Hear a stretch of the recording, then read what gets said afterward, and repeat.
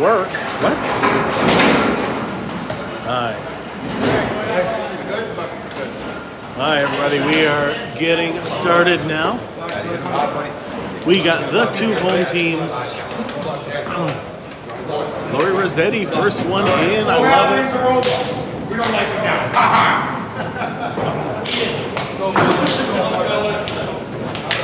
Let's go, boys. Let's go. Come on, everybody. We got Matt Lawless on the right, JJ Tourigny on the left. Get the pumpkins. Is that a factor? We've got a great matchup tonight, both home teams. Not supposed to wear orange after Halloween, I'm just saying. John Lescarbeau sharing the live already. Thank you. Get over it. As he's standing right next I to have to, I want Hi, Matt Lawless. Great bowling last week from Matt Lawless. JJ, both guys off the headpin on the right-hand side.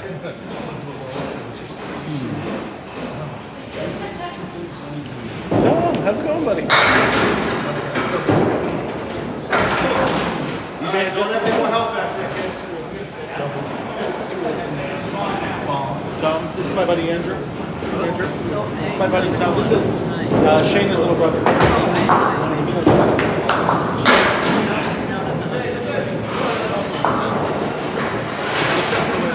I got a couple of my friends here watching the match with me tonight.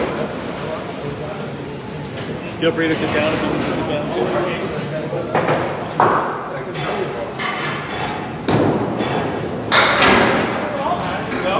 Coming down here to watch the pro match. Gotta love that. What's going on, James? Good to see you. Travis, happy Friday. Always happy to be here on a Friday night. JJ all over the headpin there. Oh, all over the headpin. That's not bad, though. It ain't great, but it ain't bad either. Got Lawless. Ooh. You always expect the pro bowlers to make those shots. Cora, what is going on, Cora? Good to see you.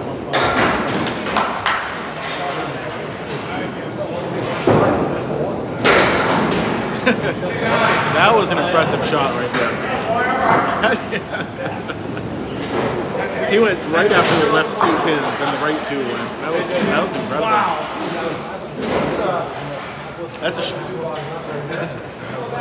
Alright. We got John Lescarbeau up on the right and Jeff Buggea on the left. I know we got a couple of Buggea fans in the house.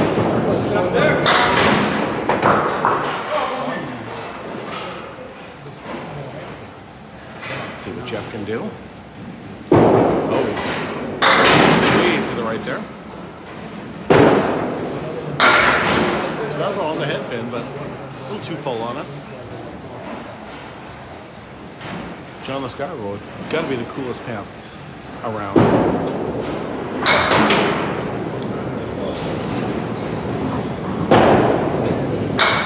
Ouch! Ah, big split left for John. Buggea's hit the left side to still take care of.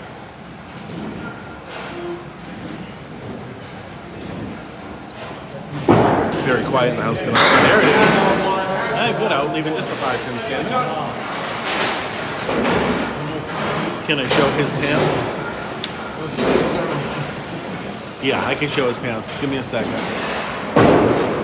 I mean, you can kind of see him there, but after Jeff throws this ball, I will angle the camera just a little bit so you can see. There we go. Look at those delightful pants. Absolutely fantastic right there. Got the Grateful Dead pants going on. He says if he bowls good in them, he's going to wear them every week. If he doesn't bowl well, you'll never see him again. Rachel, what is going on? Good to see you, Rachel.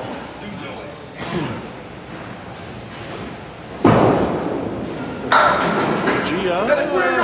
What a shot. What a shooter. All right, we got JT Lyonnais up on the right, Ryan Southall on the left. These are actual Candlepin lanes, yes. You cannot switch between Candlepin and 10 pins, two completely different machines in the back.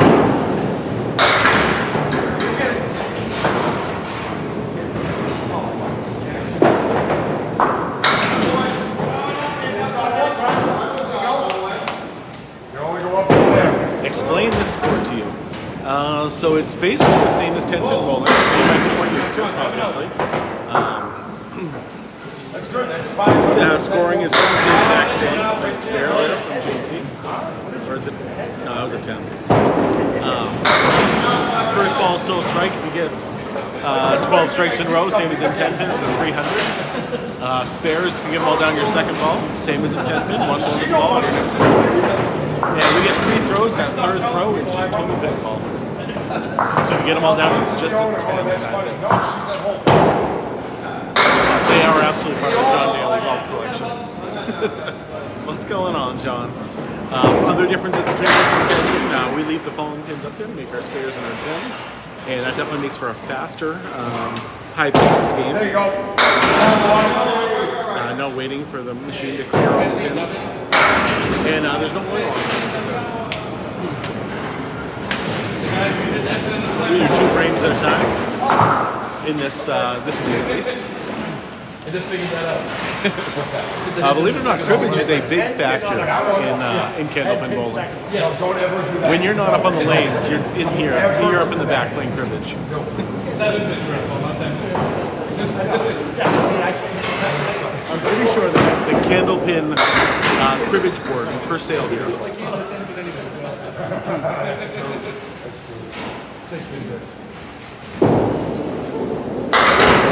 Nice shot from John Starner. That one's going to go off to the side. Roll back.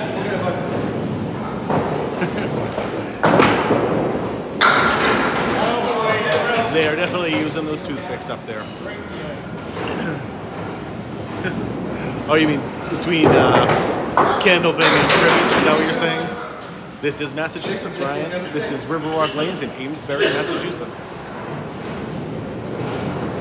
There is one Candlepin center in Ohio. It is outside of Cincinnati, but the problem with that place is in order to go bowling there, you have to rent out the entire bowling alley. So generally it is not a cheap thing to do. It's more for like a corporate event and things like that. That is at the Wyoming Civic Center, by the way. Chris Kaz, captain of the team, leaving just the 5 pin standing. So this is a very, very old alley. This is began in the 1930s. In fact, my grandfather used to work here. He would set the pins up before there was automatic pin setters.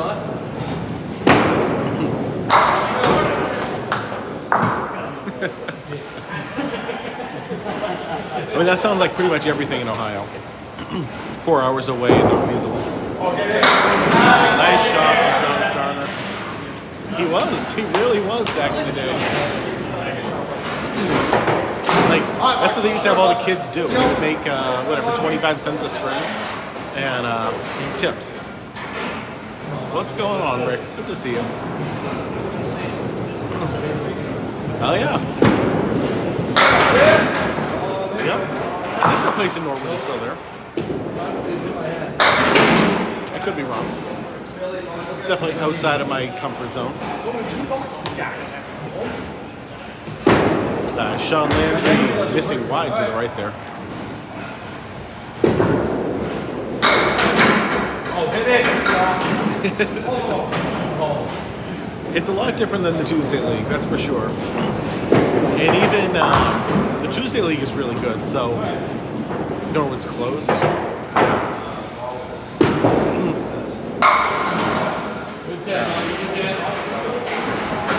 Yeah, pro bowlers are definitely much better than my regular league.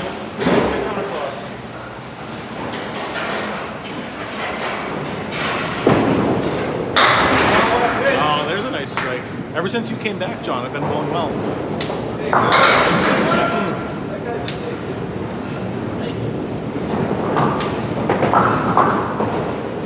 Good strike there.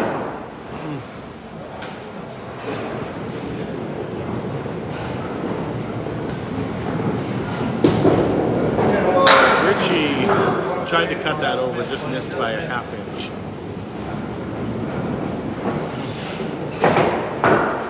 Yeah, like I said, the only problem with the Wyoming Civic Center is you do have to rent out the entire facility. And it's very difficult.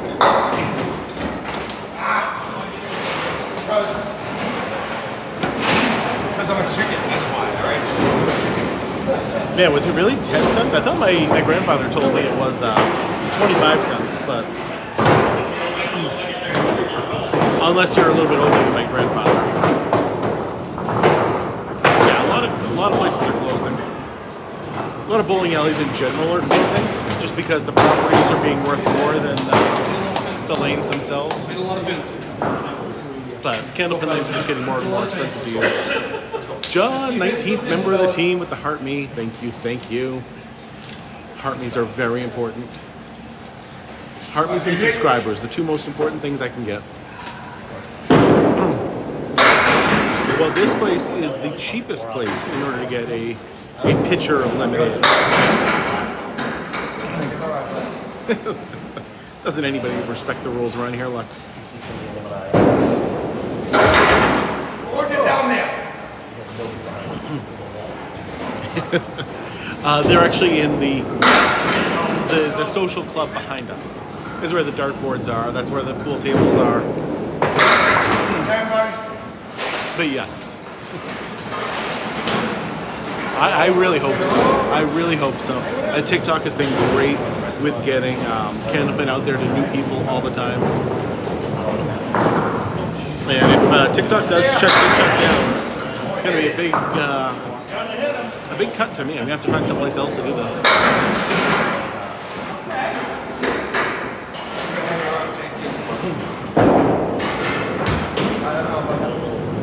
It's funny you say that, Bovio, because so many people complain about the lane conditions here that watch my lives.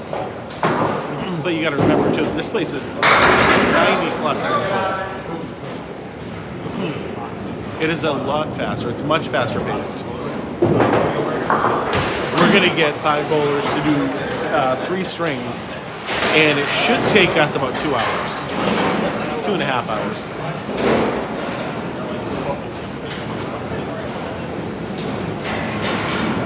Rachel with a Galaxy, taking the #1 gifter badge by a mile right there.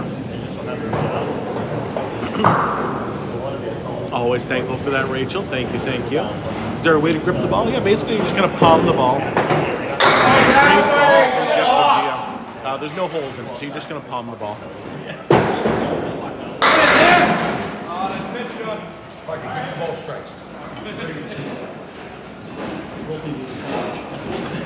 Yes, yeah, right now through completed boxes, Lafayette is 97 to 123, I think it says. Gifts in this live hitting an all-time high in the past 30 days. Those pans are fantastic. Rachel with 130 chilies and still going. The goal for today is 914 chilies. That is for my wife, who is a huge chili pepper fan, and 914 is her lucky number. Highest score you can get is still 300. It has never been done in the history of the game. Why do the pins have worked out? Because they're Candlepins. Rachel, they're still coming in. 268. I mean, this could be 300. 301. Oh my God, it's still going. 321 chili peppers Rachel sent. Oh my God. The absolute best. A Galaxy and a third of the goal. TM Blaze, what's happening? Back every Friday.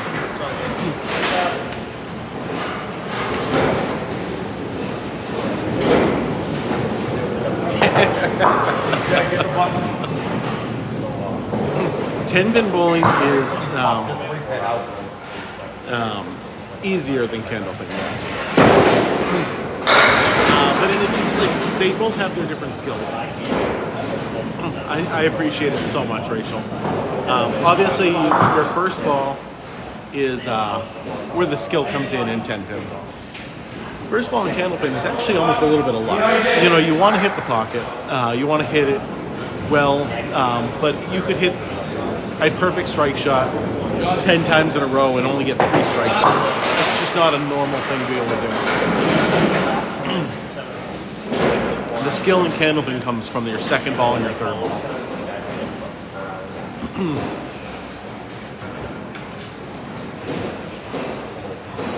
10 pin is definitely easier. I mean, you look at the scoring.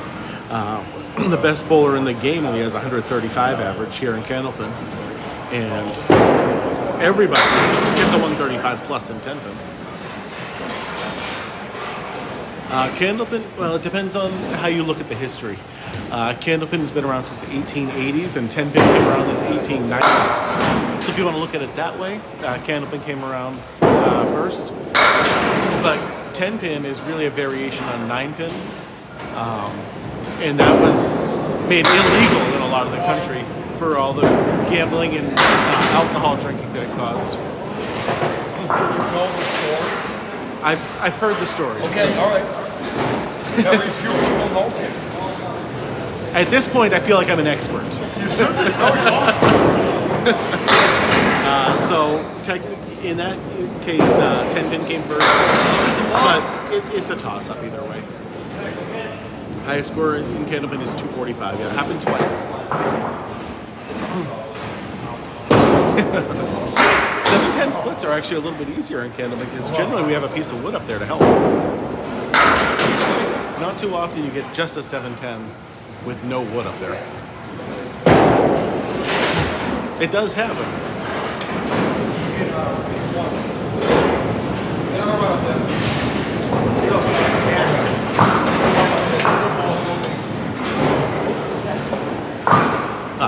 Back to the match now. No one has ever thrown a perfect game. No. 245 is the most that's ever happened. Tonight we're going to see that 300. Someone's going to throw 12 strikes.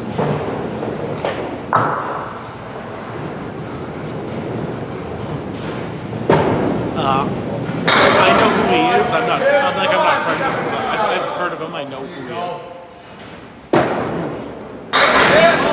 Great ball from Chris Gass. Even just the 5-pin protected though. Got wood on both sides. I'm just videoing tonight, Mike. Nice shot from John Starner. Here, you gotta hit it from the side. If you kept it, it wasn't guaranteed it was gonna go. That was a more difficult shot than you might think. Too many times if you go straight at that pin, you're gonna cap it and the ball's gonna bounce off.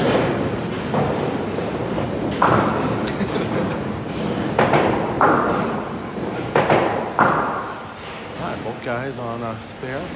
No nachos here. There's no food here. Other than like bags of chips and things like that. But you can order out here. You can order any of the local restaurants and they'll deliver here. So this is Riverwalk Lanes in Amesbury, Massachusetts. The greatest small town in the entire world here. That's such a good ball. Way to bounce right back Great up ball there. from John Starner right there. Cut it! Oh, Chris did not miss that one by much. Downtown right now looks absolutely amazing, by the way, here in Amesbury.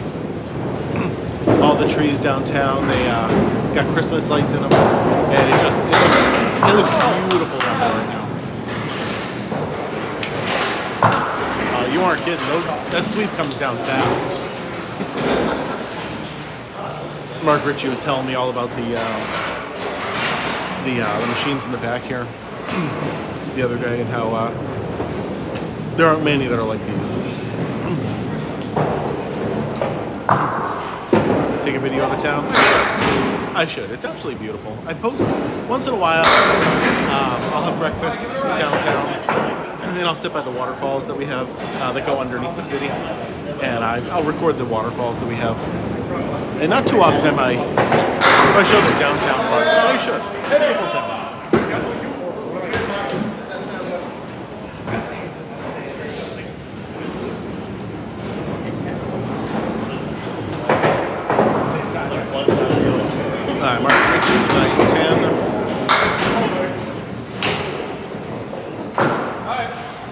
Sean Landry only has 7 going on right now. Sean's sitting at 30 through 3.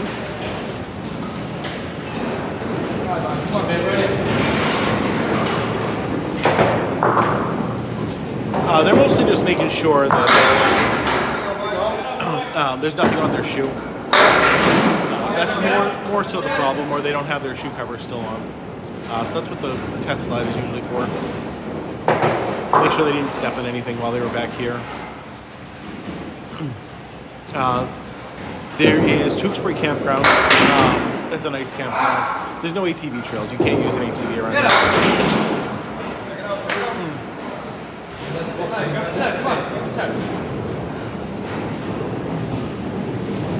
Both guys going up for singles.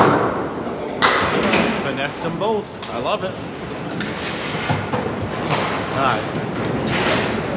This is definitely bowling play. It might not be 10-pin bowling you might be more used to, but this is Candlepin bowling. The best kind of bowling there is. Tell Sean he says it. And as long as he knows who EJ is, that's kind of a name that stands out, so you probably should know who you are. I will let you know in just a second. It's 229 to something. 206 to 219. Oh, boys, 206 to 219. They go 1. All right, yeah, fucking. All right, big game. Let Sean know Mom's watching from Florida. He gave me a thumbs up.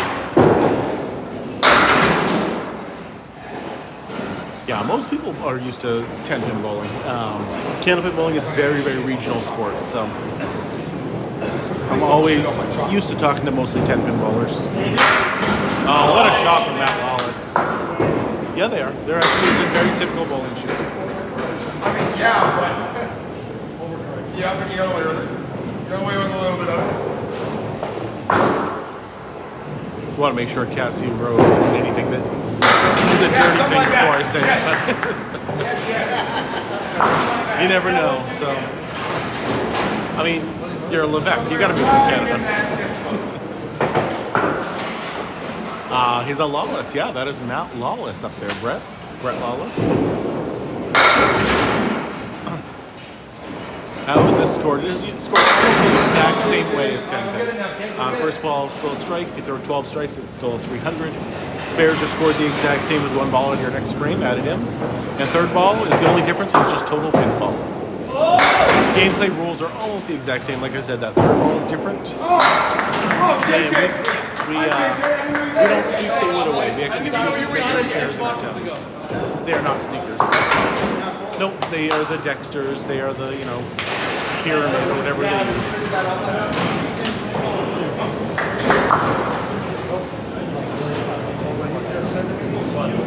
Hey, Sarah. I mean, I know those places, but I've never been up to that far into Canada. The only place I ever went was right over the Vermont border. Whatever towns are right over there.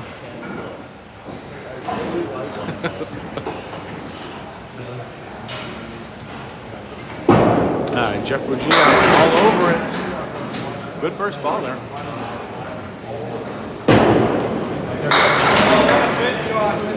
Five, 10 strings. What does that mean? Oh, we bowl 10 strings at a time, or 10 strings total. Same, like, almost the exact same as 10-pin. Like I said, the only scoring difference is that third ball.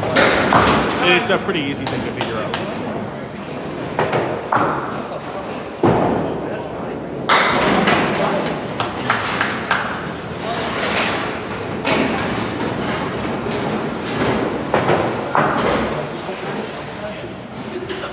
John Lescarbeau.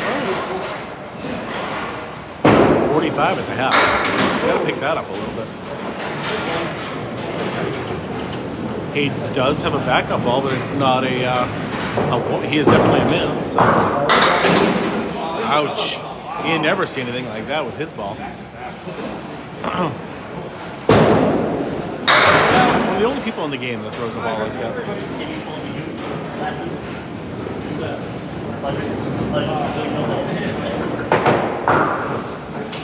Luke, thanks for sharing the live. I appreciate it.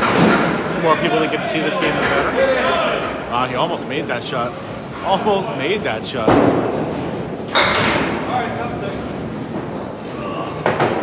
What's going on, Skip? Good to see you. Sarah with the share. Thank you, thank you.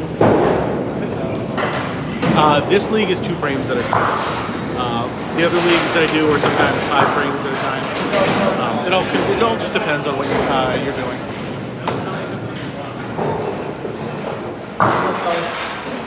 I'm not used to seeing you guys in orange. Huh? I'm not used to seeing you guys in orange.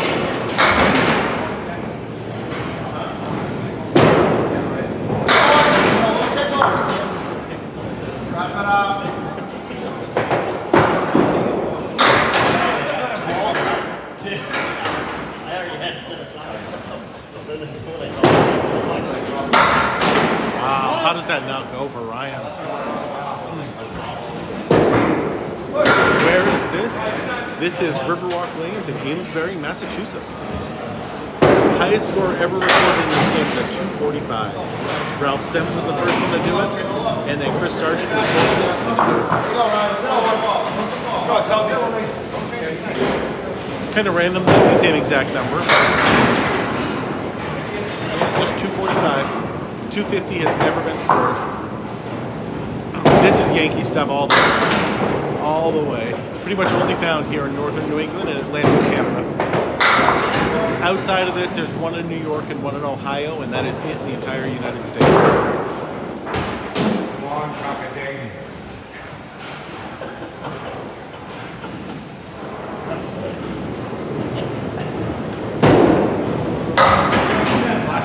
JT, 10. Is that all I gotta do? Is that all I gotta do? I don't think there is any yet, Zach. I don't think there is any yet. We should work on that. No, this is not duck pin bowling. Duck pin bowling looks more like 10 pin balls, but just smaller. And their ball is a little bit bigger than a Candlepin ball. They do throw the ball very fast here, yes. Speed on your ball really helps in Candlepin. Because the ball doesn't weigh, the 15, 16 pounds that they do in 10 pin, the way to get that kinetic energy is with speed on your ball. That's how you're going to get the ball, the pins to really bounce around more. No oil cut. There's no oil on the lanes at all. Yeah, this is called Candlepin bowling, and it is the best kind of bowling there is, Harry. Very regional version found in northern New England, Atlantic Canada. This isn't really a strike game, Z-Man. This is much more of a spare game or even a 10 game. Strikes happen, but it's just much more rare. Oh, I believe it, Fanzo. I believe it. Once you start seeing the lights, the cameras, the action, it's hard to go back to your regular family. I fully believe it. Absolutely, fully believe it. Have I ever bowled at Wamasett? I have not, but my kids and my family do. What a strike there from start. They like to do Wamasett. How does this differ from duck pin bowling? The ball is a little bit smaller. The pins are a lot taller and skinnier. And they don't clear the wood between their shots. And we get to leave the wood up there. But scoring is the exact same between duck pin and Candlepin. That's what it is. That's what it is. You spoke it into existence. Now it's just not gonna stop at this point. It's just gonna be constant strikes. Look at that. Actually, hold on.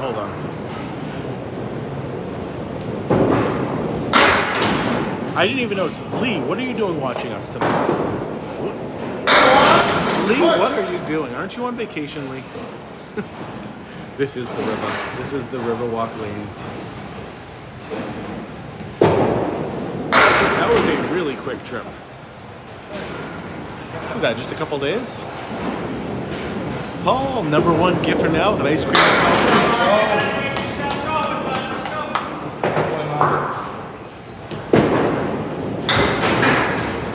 These guys are all a lot better bowler than I am, so I'm not going to tell them how to bowl for sure. Yes, there is the Bangor Brewer Alleys. Yeah, I went up there last year with the kids from Academy Lanes. Great place, Penny Lane bar. You can't beat that.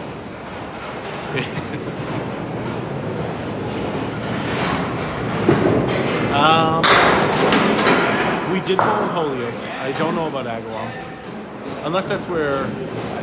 Actually, I bowled with Sarah for the first time. I think was that Agawam. Sending a bunch of chilies right now.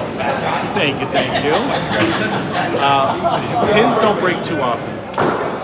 No. It'll take me 10 minutes to get around. Mark Ricci, the owner here, says Candlepins generally last about 15 years. No, that one time that we bowled in, it was the first time I ever met you. Was that Agawam? It was for the ACBT last year. Shout out Lafayette. I am at a bowling alley generally Tuesdays, Sundays, and Fridays. And then sometimes on the weekends. 172 is great. My best is only 164, so injuries aren't too common. Generally, you get knee injuries and you'll get elbow injuries, but it's a rare thing.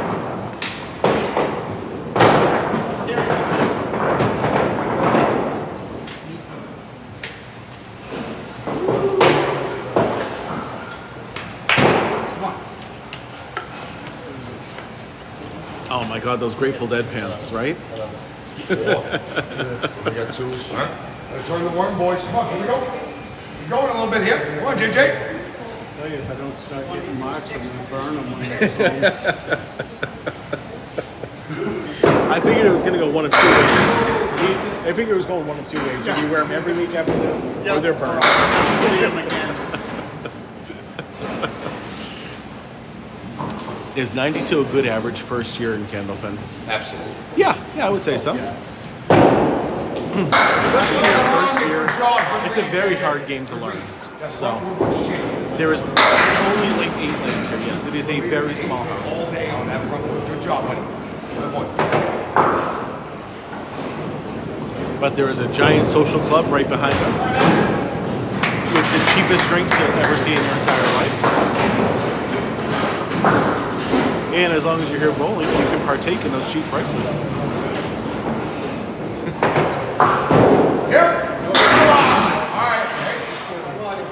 We actually get to use the fallen pins, John, to make our spares in our towns.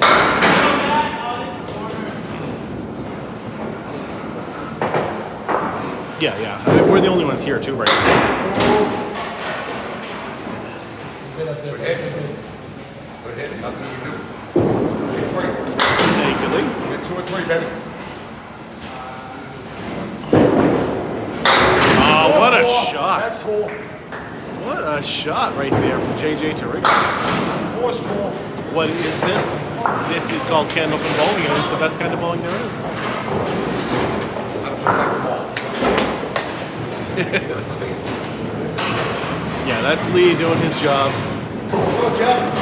Come on, Jebba. You do get 3 tries. Your first ball is still a strike, your second ball is still a spare, same as in 10 pin. That third throw is just total pinfall. This is a pro league, and basically it just means it's a scratch league. No handicaps at all on this one.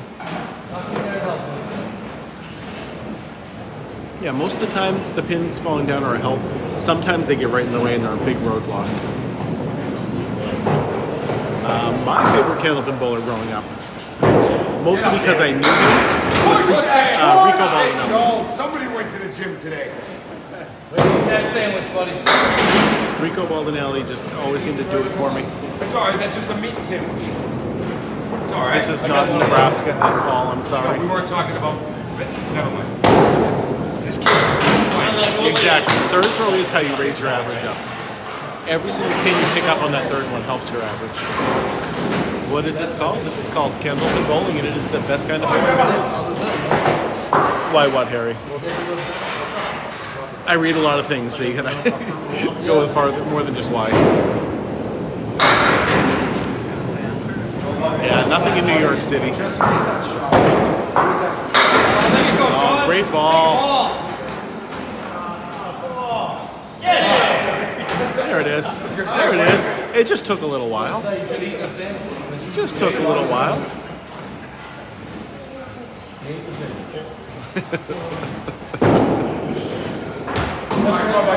Stick him up. Yes, these are the original wood lanes. So anytime I talk about how a 10-pin bowler would do, I always say if you did this full time, you would have about half your 10-pin average. So if you are a 215, you'd be about a 107 bowler. If you did this all the time, you're not going to do a 107 your first time out. You'll probably throw a 70 or an 80. It's that for sure. Here in New England, you're going to see a lot of this. You already got the water valve. I don't know what that means. Yeah, a lot of duck pin in Connecticut. No good there for Ryan Southall. Hit the piece of wood in the gutter first. So the only time you can't use the wood to make your spares and your tens is if it's in the gutter. Oh, the dude is behind the camera.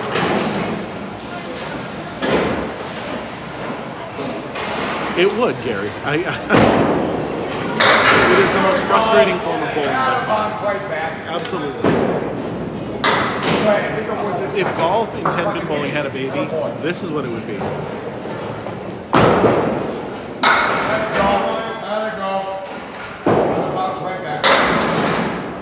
Yeah, so this is Riverwalk Lanes in Amesbury, Massachusetts.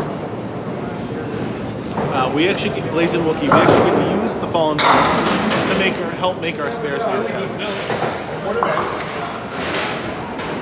You won't see that in 10-pin, will you, Z-Man? You won't see that in 10-pin. Those single pins when you hit them just like that, it's rough. DLW, this is called Candlepin bowling, and it is the best kind of bowling there is. Having a good time, Andrew? Oh, yeah, sure. Good. How about you, Tom? Having a good time? Good. Making sure. You guys are being awfully quiet over there, so. I don't know if you're going to cheer or whatever else, you know. Big strikes, I get excited. Is there a PBA of Candlepin? Not in the same way. No. This is it? Yeah. Kind of.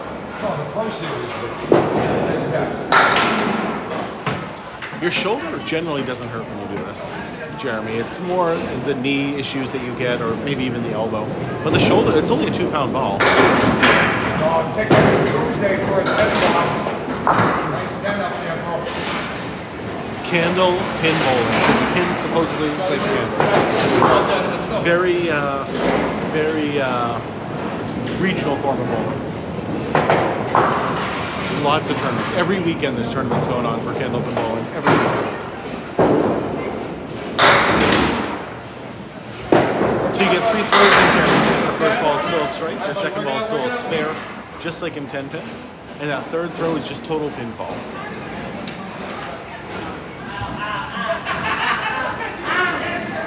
Yeah, we had a big one last weekend. It was a fun one last weekend.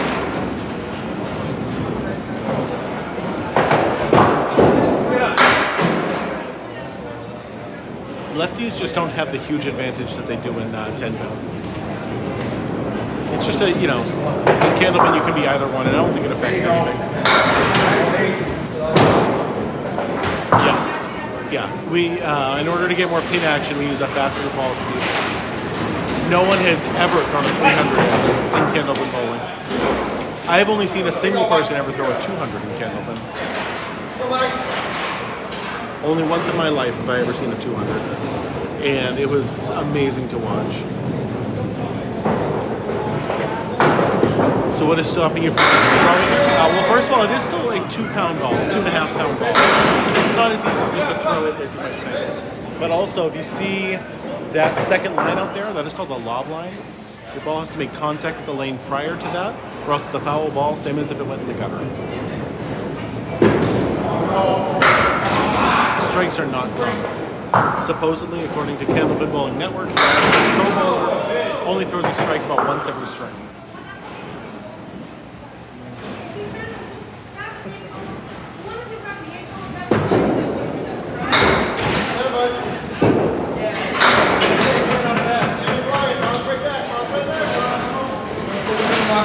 This is definitely a spare game, or a 10 game even. Like, just strikes just aren't. Our strikes are too difficult in this game. Toasty, sharing the live, thank you, thank you. The more people get to see this game, the better. Well, if you're in New England, this is the most common form of bowling. If you go to a regular bowling alley around here, you're only going to see Candlepin. 10-pin is the oddity. But outside of New England, you're not going to see a lot of Candlepin at all. In fact, you won't see Candlepin in the rest of the country. Jill! Thanks for showing up, Jill.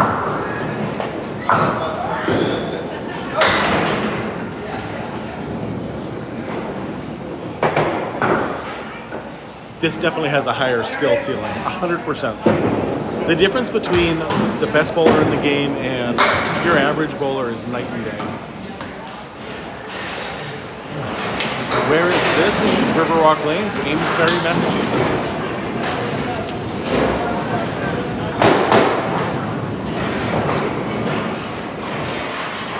Strikes do kind of come down to luck. Because you can throw it and hit the head pin perfectly 10 times. You're only going to get a strike on 3 out of those times. Ellen, happy Friday. Good to see you. This is the Pro League, actually. This is a travel league scratch, so there's no handicap at all. Both these teams happen to be the home team. They both use Riverwalk Lanes as their home alley. Nice little 120 check across. I am not throwing tonight, though. No. I'm just here recording.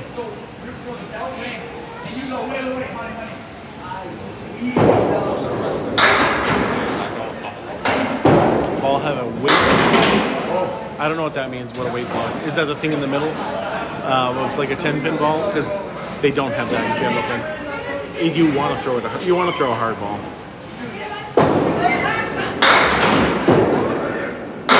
Because you're going to get more pin action, you kind of want that speed on it.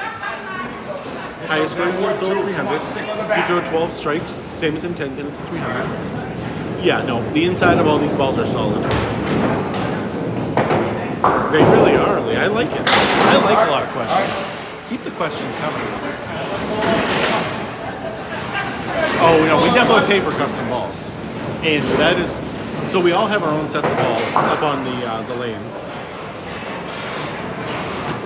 But you don't have to constantly replace your balls either. Other than chips and things like that happen in Candlepin balls can last 20, 30 years, you know. If you've never been to New England, you might not have ever seen this. It is a very, very regional sport for sure. The scoring is almost the same as 10-pin. First ball is still a strike, second ball is still a spare, the exact same there. The third ball is the only difference, and that is just total pin balls. So if you can hold down your third ball, it's just a 10. 300 has never happened. No. Nope. 245 is the most that has ever happened. This is Riverwalk Lanes, Amesbury, Massachusetts.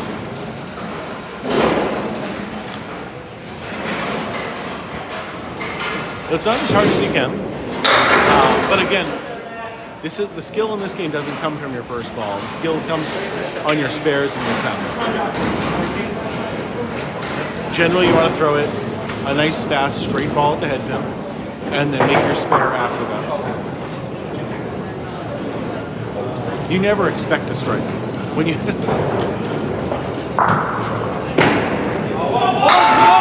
again, that ball right there from John Lescarbeau, no reason for that not to be a strike. But now he's going to show his skill to make that spare. No oil on the lanes. Nope. These are just straight middle lanes.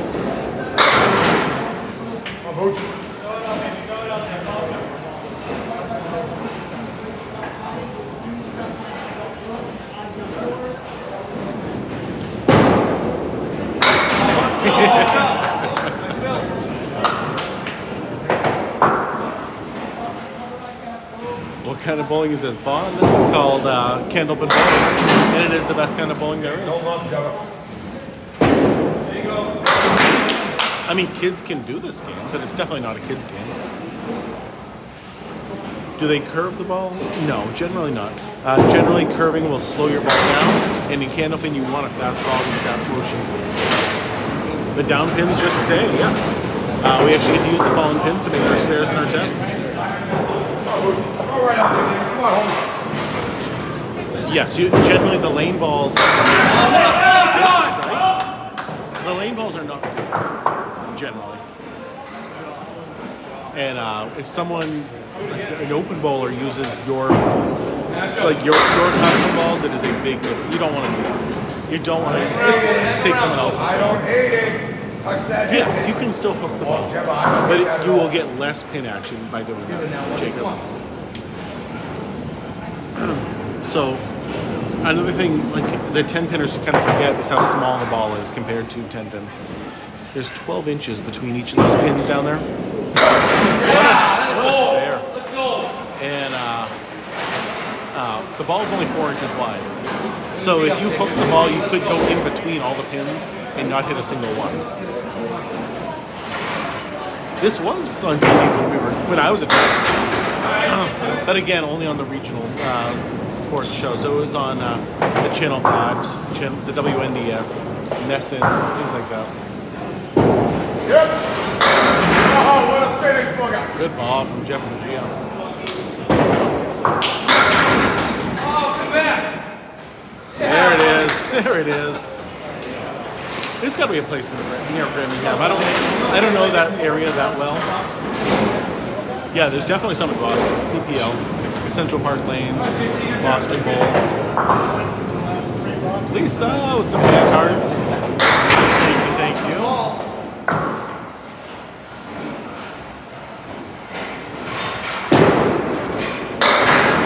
423 in completed boxes right now. 16? 16? Is it say 16? I was looking at my score. I had 59 in the like 7th box. So I got a 108 to finish. I'm like, It's like a mulligan. doubled my score in 3 boxes.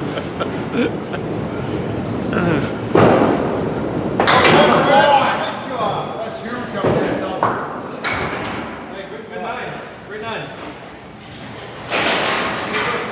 If I can read that, it says that Riverwalk is up by 4 pins, I think. 11 pins, okay. You gotta write those numbers bigger, Sean.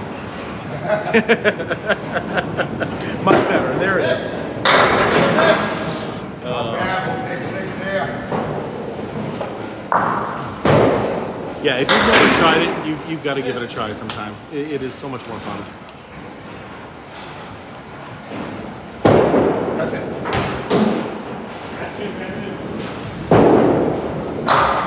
Well, it depends. Like if Grab 2. you're having trouble holding the ball, this is definitely going to be a lot easier for you. That is no good right there. That is a 6. Nick, what's going on, buddy?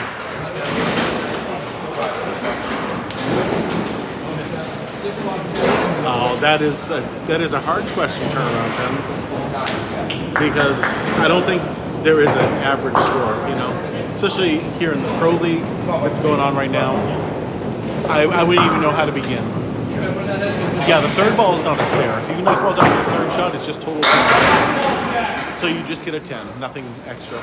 You get them all down your second ball, you get 1 more out of your next frame. Where is this played? Northern New England and Atlantic. I don't know how to put a hook on a 10-pin ball either. I've only used lane balls, so maybe there's something, you know, that something would happen.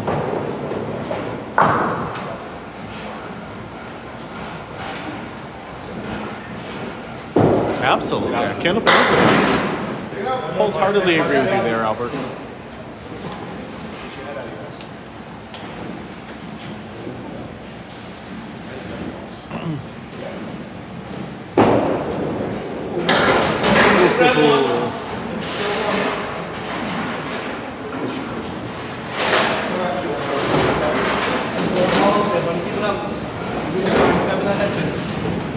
Yeah, that's what people say. I just don't do it enough to practice, you know.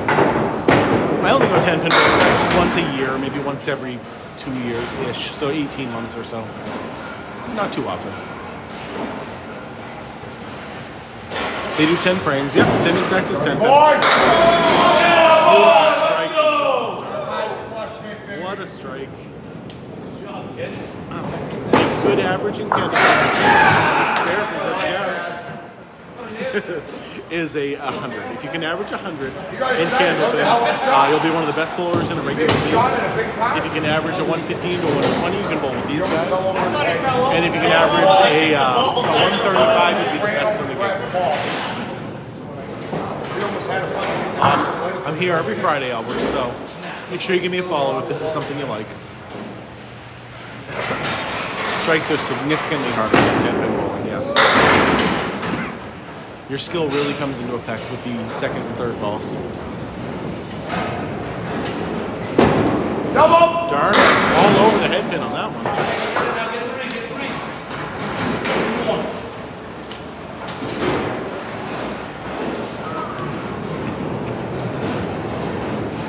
Yeah, scoring is almost the same as 10-pin bowling, with the difference of that third ball only, which is just total pinfall.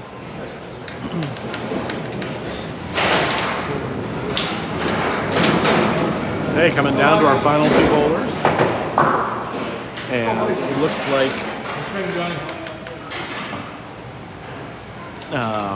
Riverwalk is up by 11 or 14? 14. So Landry's got to need a few marks up there. There's 10 pins in the same configuration as 10-pin bowling. This is called Candlepin bowling, and it is the best kind of bowling there is. Doing pretty good so far, Buffalo. Oh, this is the head pin. Oh, wait! Oh, the ball came back, but just missed it. Just missed it. I got two of my buddies coming down here tonight, watching with me. Nice spare from Ricci. Got Andrew and Tom both showing up tonight. Like, I had heard of 10-pin growing up, but it was definitely a rarity, for sure. No, Buggea is in this town also, Sweet Den. After one. Metro and Academy. Of course, then. Yeah. Nice, thank you.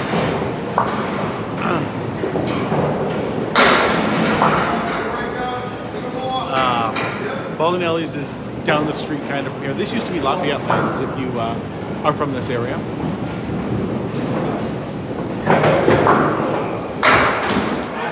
I mean, you can watch all my matches on YouTube if you want.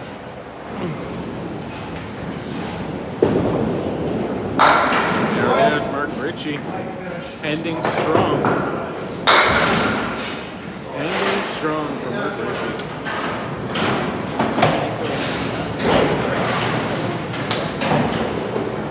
Well, 10-pin bowling is the rarity in this area. We grew up on Candlepin bowling, first of all, Scotty. And this is a much better game than 10-pin. Much more fun than 10-pin bowling. I think Riverwalk takes game one. Game 1 of 3.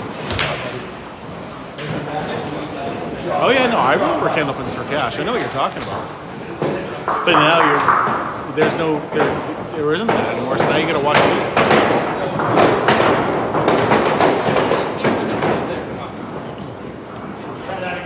Yeah, it's a very regional sport. So outside of New England, you might not have ever heard this, but in New England, this is the number one sport. Number one, bowling sport. Like, we still have a duck pin, we still have 10 pin around, but most bowling alleys you can come across are going to be Candlepin.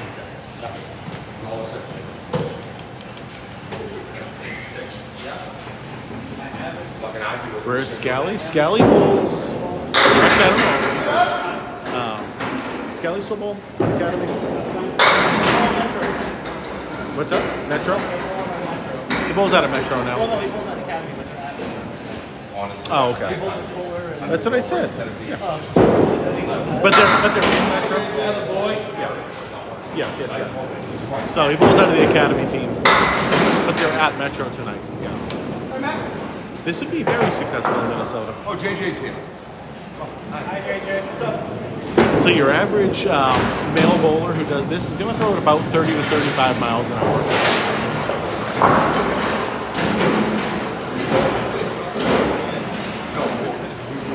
I've bowled at Putnam, but I don't know Gary. So this is a 5-man team.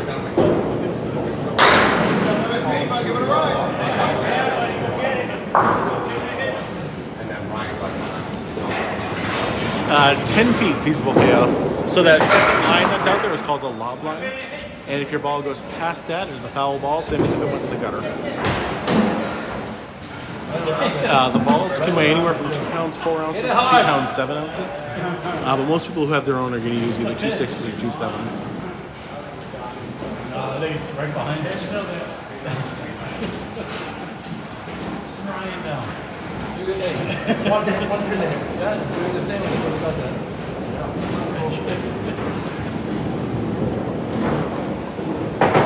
Knock it over.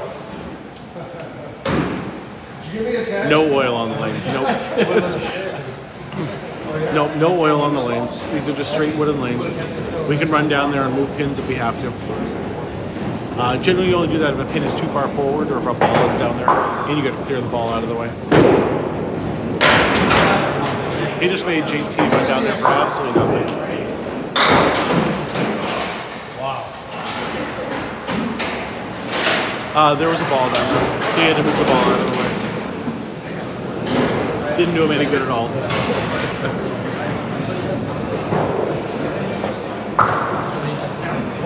But you can't leave your ball down there. If your ball hits a ball that's on the lane, it would also be a foul ball.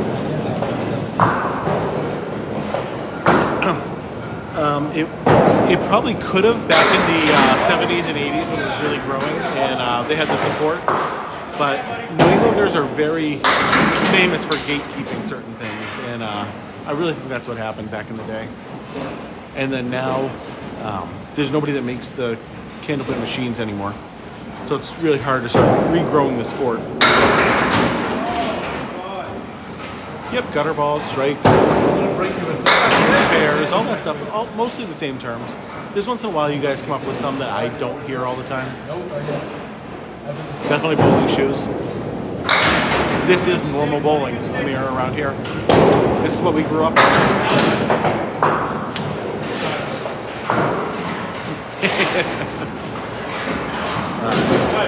That's enough of you.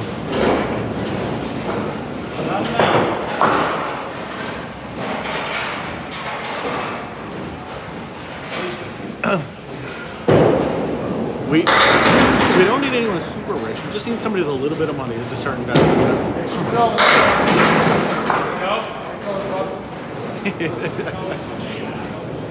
I think I definitely talk a lot in my sleep, so I guarantee I have said those things before. I've definitely talked about my bread business in my sleep, and I've talked about a lot of things. Nothing so far where the wife has been mad at me, but what are the rules? Almost the same as 10 pin. Throw down, pop the pins down. No oil on the lanes. We get to use the palm pins to make our spares and our 10s. It's basically the same.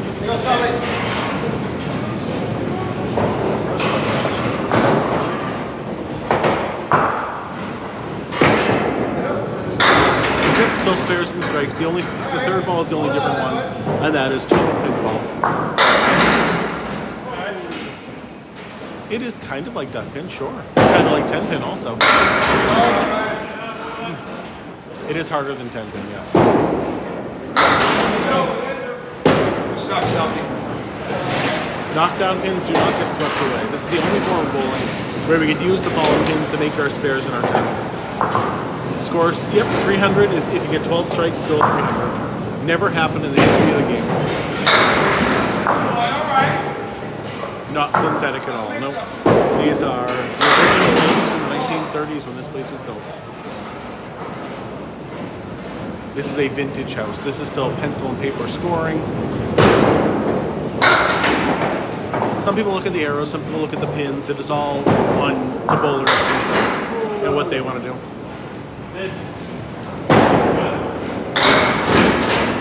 You do not Jar Jar geeks. You don't have one in Oklahoma. Might be duck pin there, might be mini bowling there, but it is not Candlepin. Yep, anyone can come in here and bowl. Yep. This is a regular bowling alley. There's 8 lanes here. It's a small house, but anyone can come in. Candlepin bowling is only in northern New England, yes. Check your balls on your own time. I definitely would have heard about it, Jar Jar, if it wasn't, if it was anything else. Did you finally get a hair? Yep. Nope, you don't have this in Philly, no.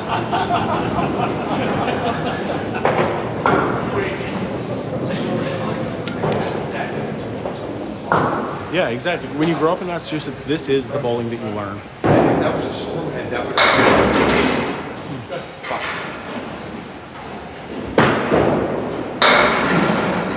Absolutely not. A normal bowling ball would wreck the machine in the back.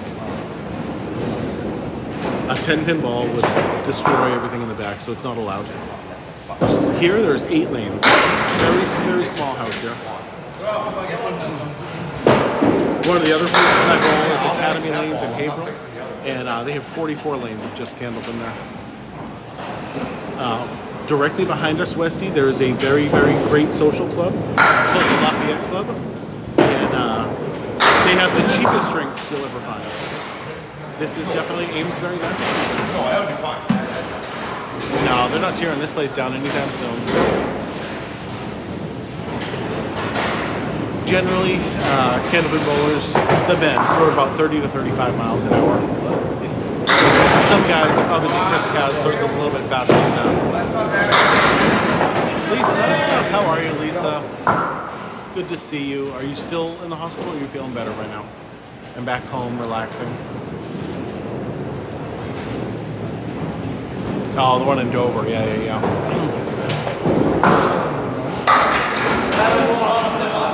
The pins weigh 2 pounds, 8 ounces.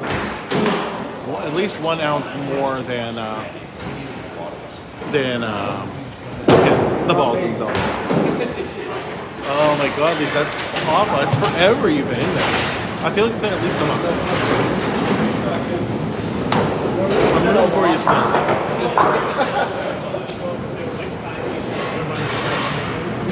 Yeah, I've tried 10-pin bowling. I didn't notice it if you did feasible.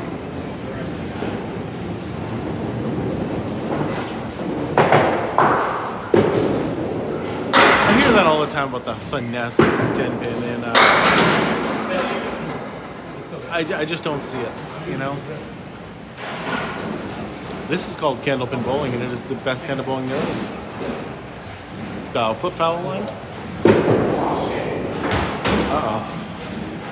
There's 3 games in this match. How did I get into this? I've been doing this since I was a kid. I got deeper into it once my son Max really started getting into it. He started loving this sport, so I had to keep doing things and getting better and better. Ouch.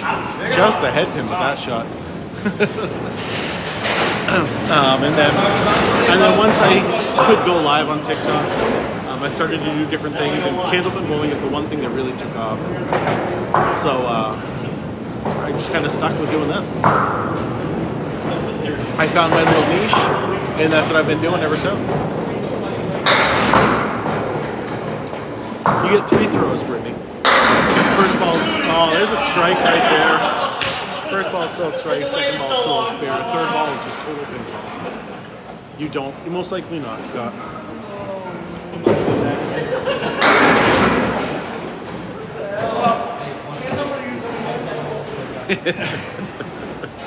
You need to, well, feasible, you need to be watching when I'm bowling and start calling him more often.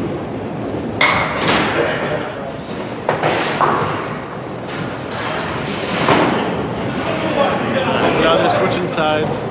The ball returns are on the outside here. So you'll see them grab all their balls and move them one side to the other.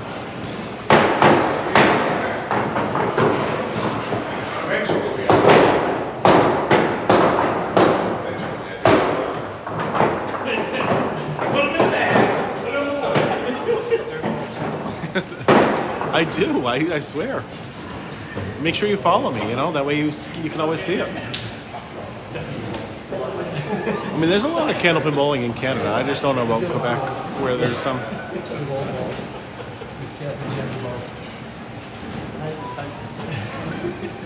Yeah, so each person will have their own set of 4 balls, actually, Brittany. We do that so we're not waiting for the ball to come back. It's a very fast-paced game. So once you throw your ball, you go up there and you grab the next one, you're getting ready to go for your second shot. Anytime, Westy. Lanes are the exact same length as a 10-pin lane, 60 feet long and however many feet wide. 45s, absolutely. Nobody knows what 45s is, unless you're literally from this area, you know? They're shipping it for free. They're paying for it. You should get notified when I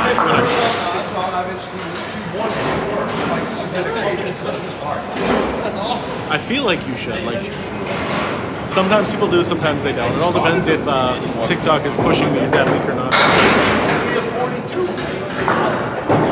Different, there's different designs, different weights, different materials the balls can be made out of. That's about it. There's no like inner core that you have to get separate ones for. So basically, it's just design, the material, and the brand. Well, its roots are in Massachusetts. It was invented in Worcester. Well, from now on, Mark will say all the way to that. It's 7:40 is when I went live today. No, this is Amesbury, Hey, Massachusetts. that would have worked out better. That would have worked better. Yeah. Yes.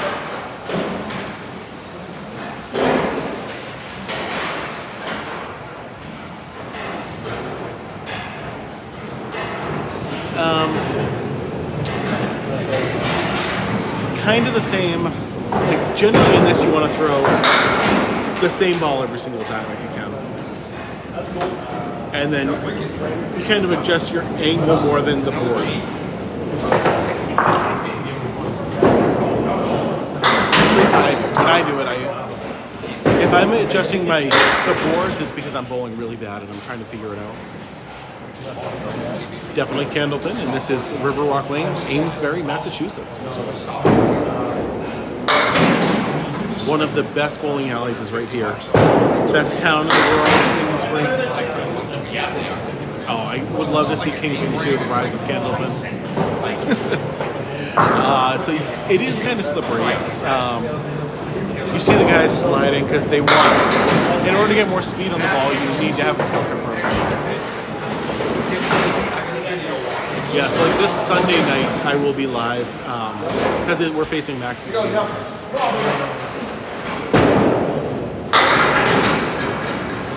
There's a ball right there. There's a ball for John Lescarbeau. Grateful Dead Pants. Who doesn't know? This isn't Liberty Lanes, nope. I hear that all the time, though. It should be. That guy John Lescarbeau, cheap. Still 10 frames, yep. You throw 12 strikes in your 10 frames, it's still 300. Travis was doing a great job the other day, muting so many people.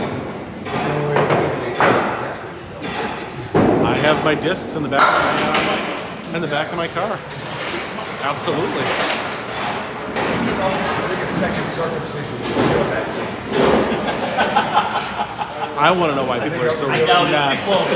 Why are people so mean about bowling? That is what I ask all the time. Like, what causes the anger that we're bowling a different kind of bowling than they do? I'll never understand. Yeah, so we have a great course right here in Amesbury. It's at the town park, and it's a phenomenal course. Haverhill has like a world-class one, just a couple towns over.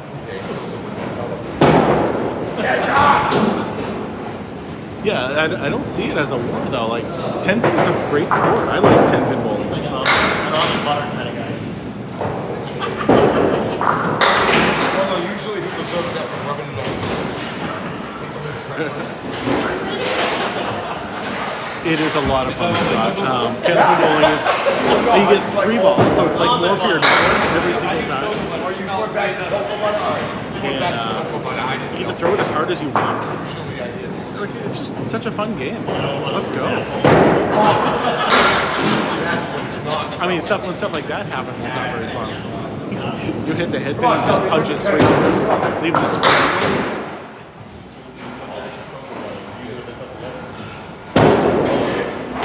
Every Saturday morning, you would watch Candlepin bowling. If you grew up in New England, that is what happened. Now you got to do it on Friday nights. Riverwalk on TikTok now. Or you mean are they watching it on TikTok? We'll go bowling on the 30th. No, these guys are all watching it live. But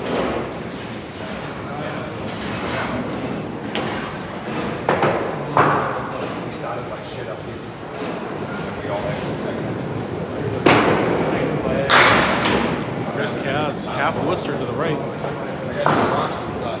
Anytime you punch out those 2, and that happens a lot in this game, it's called a half Worcester.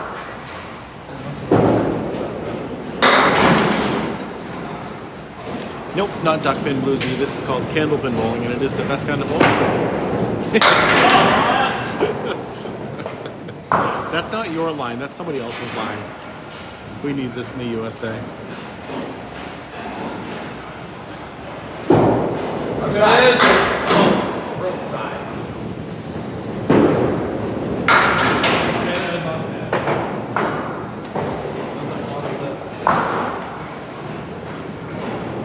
Thank you, Travis. It is an oldie but goodie. It really is. Like, I don't know who used to say that, but I haven't seen them in a little while. Tony, showing the live. Thank you. We always get Jason coming in and saying God bless you, which I always appreciate.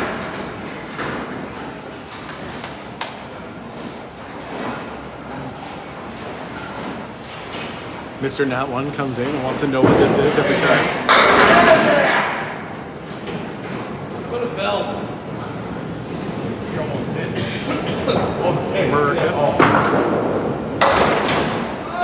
there it is. No doubt about that one.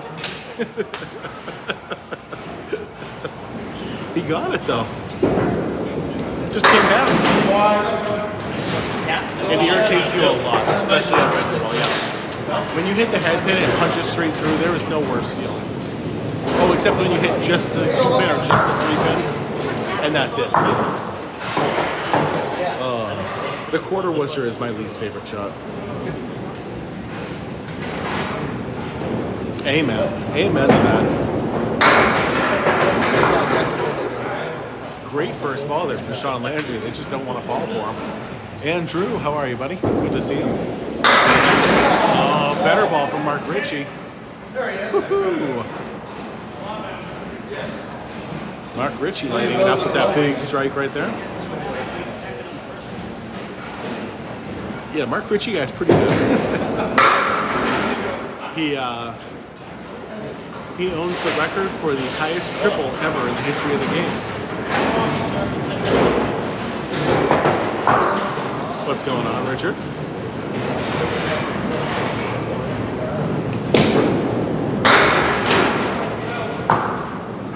Why is the ball so small? Because this is called Candlepin bowling, and that's what we use. Yeah, duckpin's a fun sport too. It's my like 3rd favorite. Like I still Candlepin obviously the best. For me, I like 10-pin the second best, and then duckpin's that third. What is the record for the highest triple? That's a great question, and I don't remember what it is off the top of my head. It's a 540, I think. It's a 540. It's an incredibly huge number. So as long as it makes contact with the lane prior to it, it's a clean ball. If it bounces before the line and then goes 50 feet or whatever, 30 feet down, I think that would be a foul ball. Sarah with a couple chilies. Thank you. No, these are built for Candlepin. This has always been a Candlepin lane. Candlepin has been around for a long, long time. So these lanes were built in the 1930s as Candlepin lanes. Sarah sending some more chilies. Let's go. Keeping it spicy. I like it.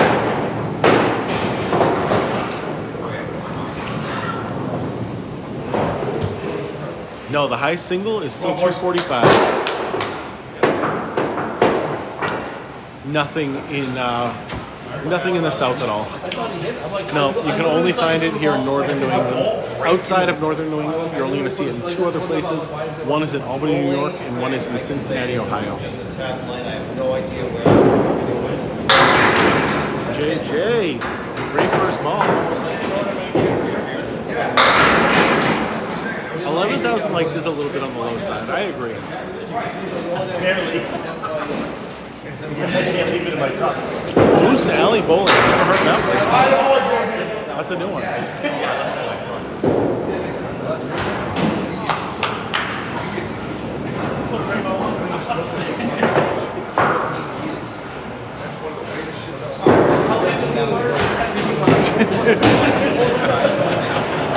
Sarah with more chili peppers. Thank you, thank you.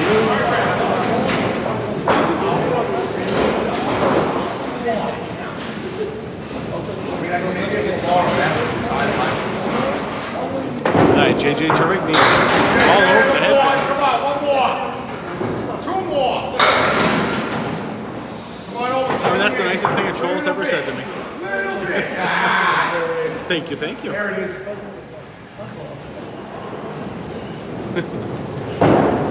This is actually the pro league for these guys, right here. This is a travel pro Hi, league. JJ. Hi, buddy. JJ's here. Hi, buddy. Good to see you. We're the So the fundraiser team in the first black is the home team today. That is Riverwalk Lanes.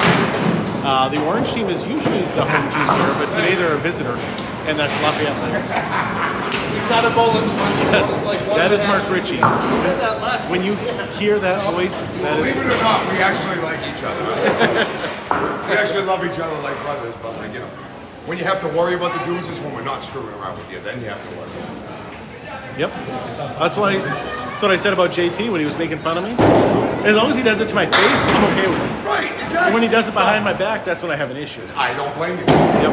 Oh, I appreciate Enter your that. back while you're bowling. That's fair. That's fair.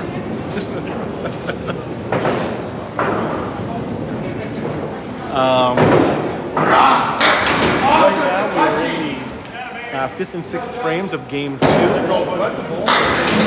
through completed boxes and frames, the score is 207 to 208.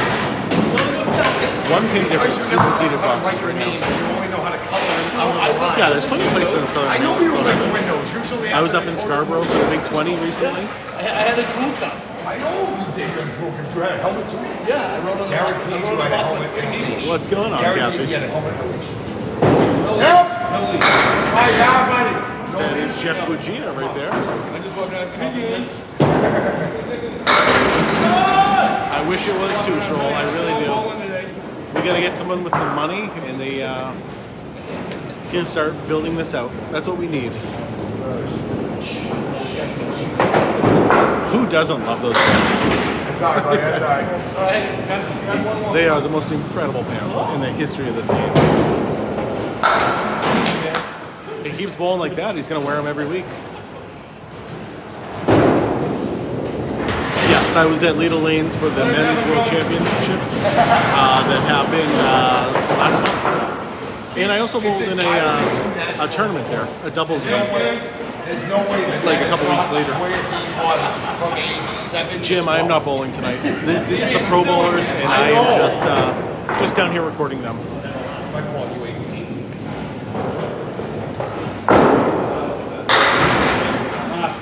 Some MC Hammer American flag pants. Yes. That is 100% what we do. Been to Lois Lane.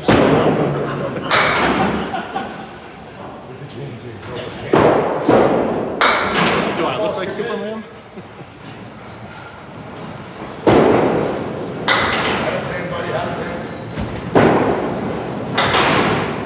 I think it had its chance back in the 70s and 80s to really expand out, and it didn't. But I'm hoping my lives are helping that.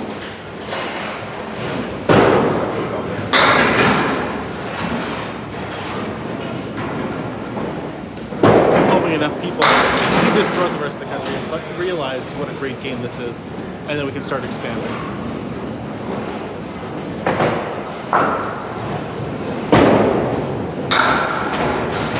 Wow, that was a great ball from Southall, and no luck. Welcome from Phoenix. Yep, your average male throws the ball between 30 and 35 miles an hour, with some guys throwing a little bit faster.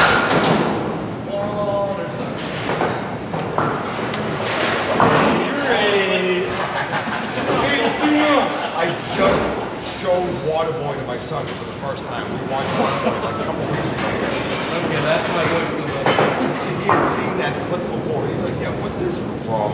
I'm like, you've never seen? All right, sit down. It's me, but I'm not bowling today, Will. The bowling alley, so you must have heard it.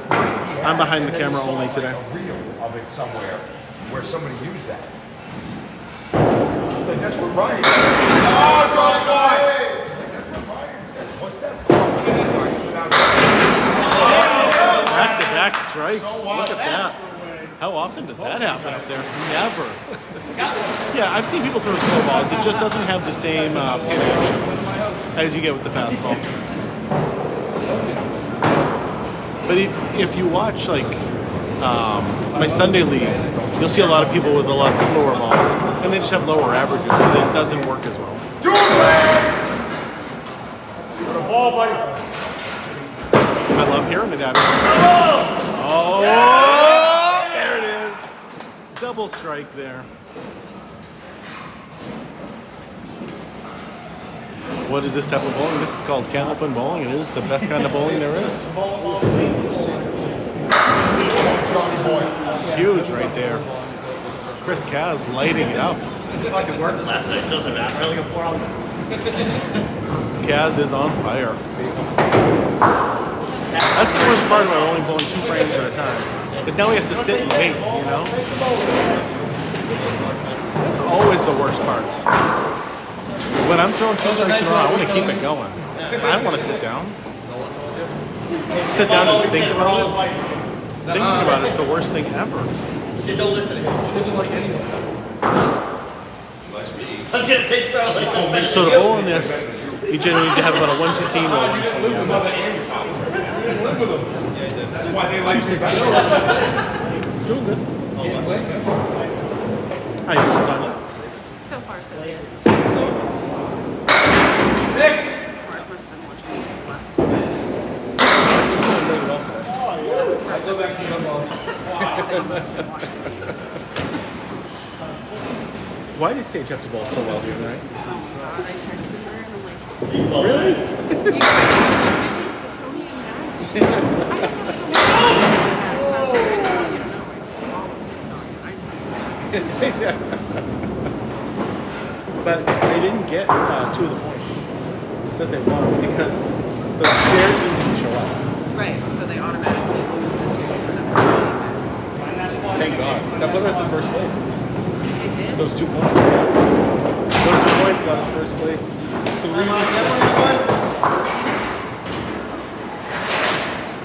So I think we're in last place. you don't want to be in last place. Yeah. It's like what? $100 or something? It's a low number. Less than that. I've gotten it before. It's less than that. I think we finished in third last year one time. It was good money. We finished the first half for Dan. Yeah. For the roasting part. We finished like on the bottom two, and I think we all got $80. And then I'm we saying, finished I it. can't. I go and I get people to.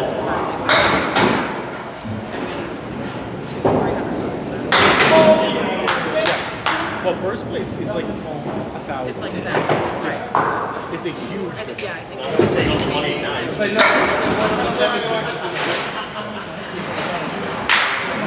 So, like, C texted me today. Oh my God, we're in first place. Let's go. what's next? It's been Well, not this week. This week was terrible. Miss Saints. Yeah, probably. But he's looked so good. I always text Dylan, I'm like, how you guys doing down there? Because they always have the little net. Of course. I'm like, how you doing? I'll be buying next tonight. All right. Double check. That was Sonia.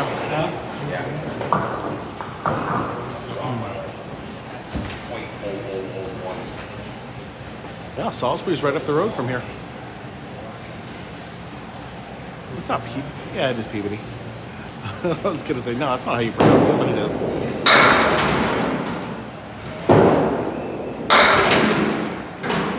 JJ carried the extra one.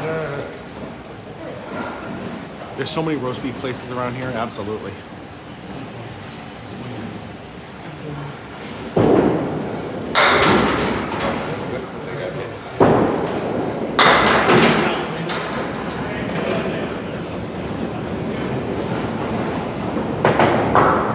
Yeah, you can't call it Peabody. No, it's Peabody.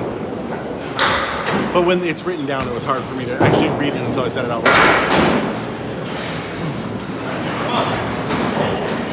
So now they are in the 7th and 8th frames, and to complete the boxes, 335 to 329. 6 pins up right now is Riverwalk, I think. Lafayette? 6 pins up is Lafayette. We're at least 3 or 4 hours away from Utica.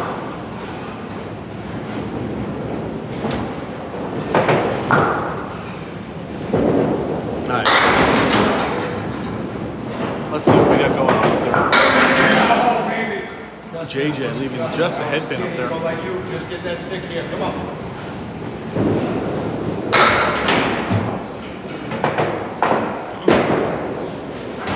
JJ can't find the head pin today.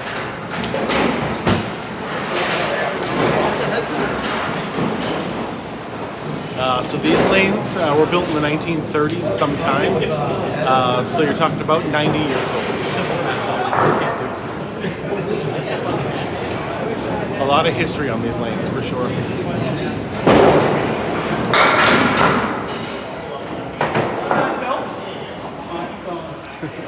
This is Riverwalk Lanes in Amesbury, Massachusetts.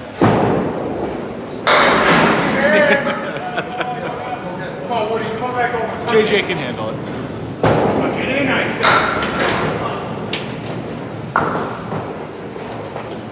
What's the difference between this and duck pin? The ball is smaller in Candlepin. The pins are taller and skinnier. Duck pin pins look more like 10 pins, but really short.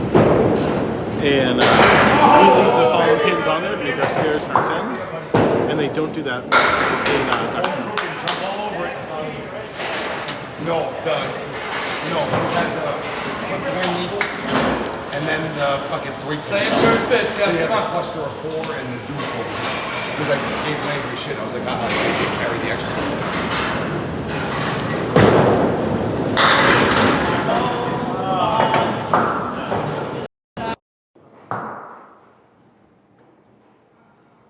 Why didn't you guys tell me the microphone wasn't working? I don't know who created it. I can tell you where it was, where it began, but I don't know who did it. Oh, did it just go out? I might have ignored you if Sonia was here. I was paying attention to her at that point.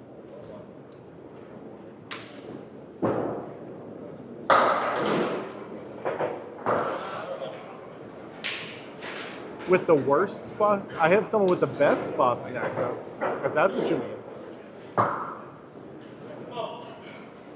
I mean, that's Mark Ricci for sure.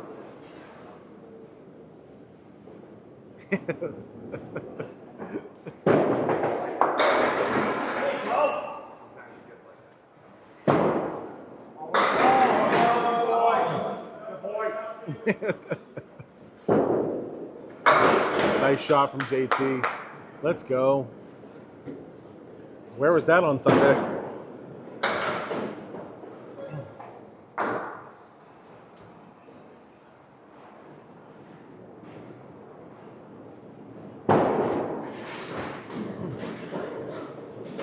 I don't have a very strong Boston accent, but every once in a while it comes out.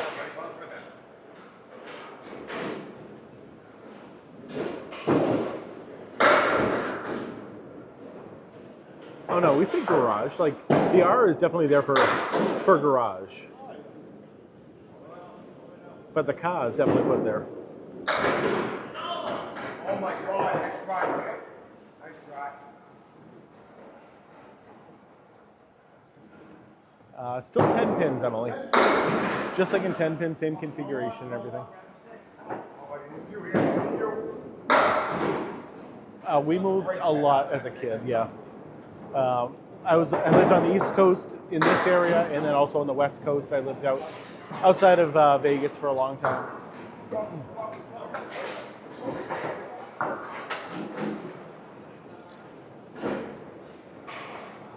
That's okay, Jill. Always good to have you anytime we can.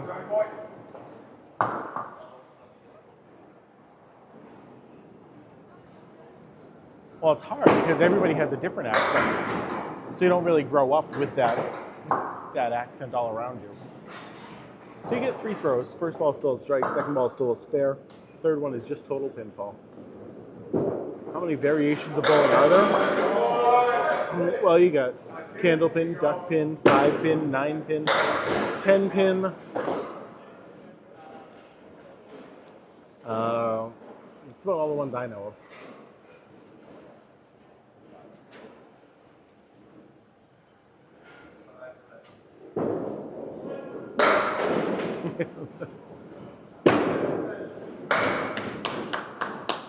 Mainers definitely have an accent too. Those down east Maine accents.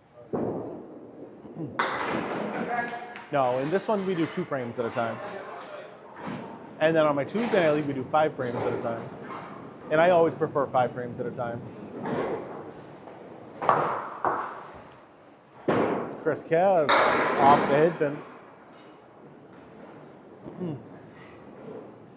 This is candlepin bowling. It's not candlestick, candlepin.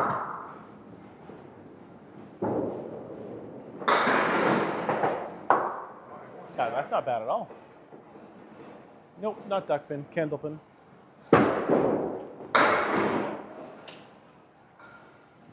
No music, so that way it doesn't interrupt my live.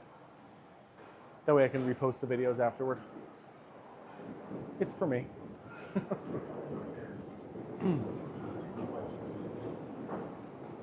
Really, Tyler? What'd you throw?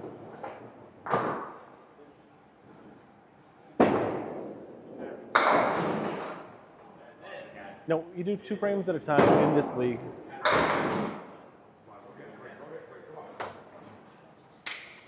$987. That is a huge night. Yeah, you aren't kidding. So I know 450 is the top game in 5 pin. So, but you're right up there almost. Like, that's pretty incredible.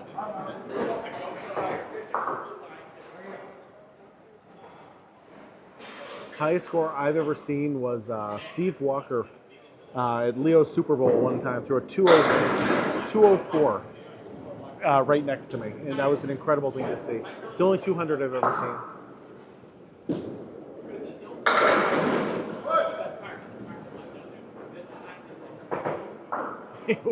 That is the most ridiculous thing I've ever heard, Justin. Anybody ever heckle? No, it's generally frowned upon. Like, your teammates will heckle you, but generally you don't heckle your opponents.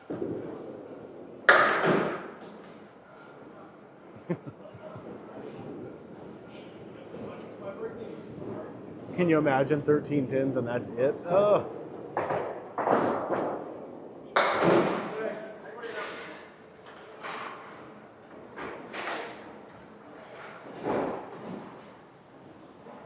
Yeah, I'll give you a score update after these two are done bowling, because then it'll be the final through 8 boxes. It's always speed. Spin, we do not care at all about the spin on the ball. Speed is key. Accuracy is obviously the most important thing, but then your speed on your ball is your second most important thing. So this is Riverwalk Lanes in Amesbury, Massachusetts.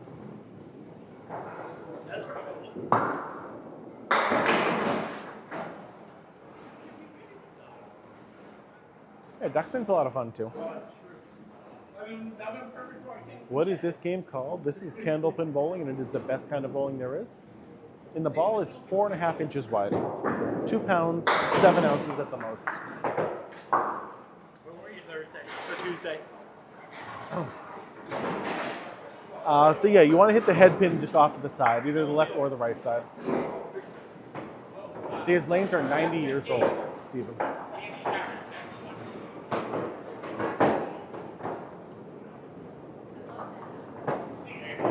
All right, through 8 now, it is 432 to 465. Wow.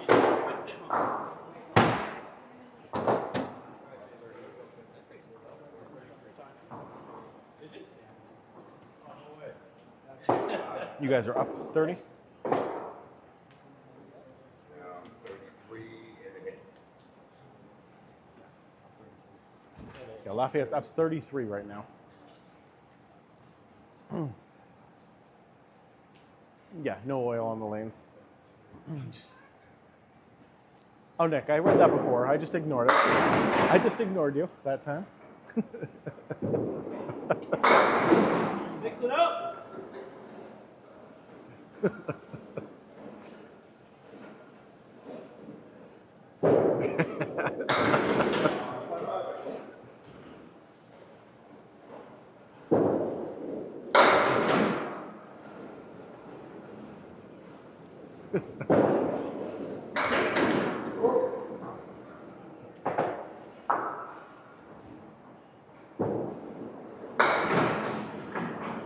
I wish it was on FanDuel. It is not on FanDuel yet, but I'm working on it.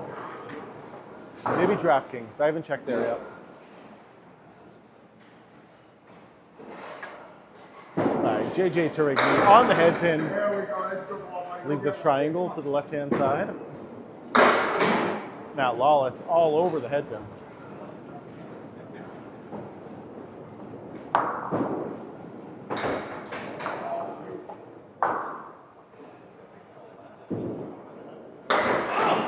Definitely not recorded. Not recorded ahead of time, I swear.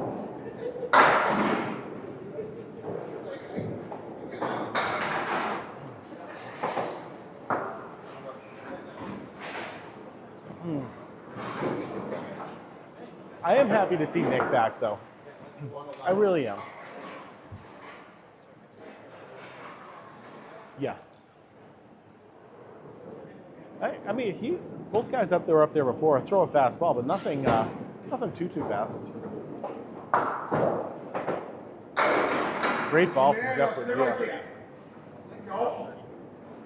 The ball can weigh between 2 pounds 4 ounces and 2 pounds 7 ounces.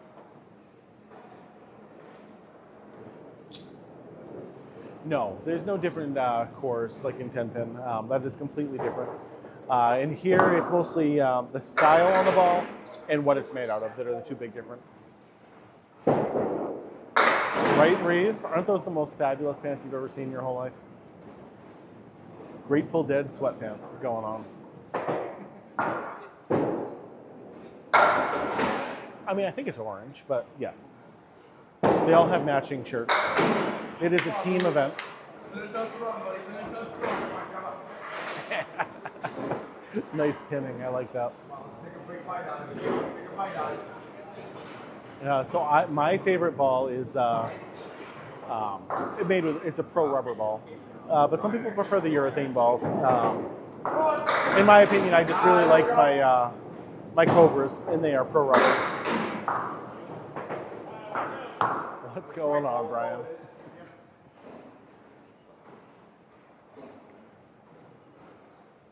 It all depends really on what you're throwing it on a lot. Synthetic lanes are a lot different than wooden lanes. Well, this is the pro league, and I think they're required to have matching shirts unless you're like a sub bowler. Well, I don't know about that, Ruth. I don't know if I'm the best, but I think there's a lot of people a little bit better than me.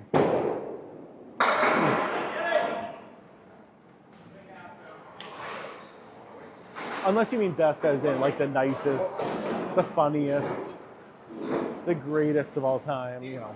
Then yeah, okay, I can see that. Just skill-wise, not necessarily. Strike for Ryan Southall right there. JT all over the headband. How many times have we seen that on that left lane right now? Oof. Oof. Jolliest. I don't know, that jolly has other connotations. I don't know if I like being called jolly.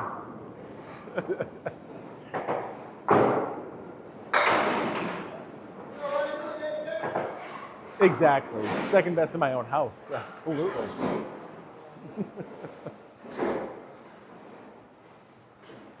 I agree. I haven't heard too many people in the UK say they need it, but we absolutely do.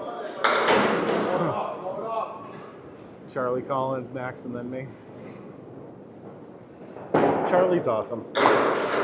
Charlie's a super nice guy, and had him on my team a few times. Does a great job with his live. You won't hear me say a bad thing about him.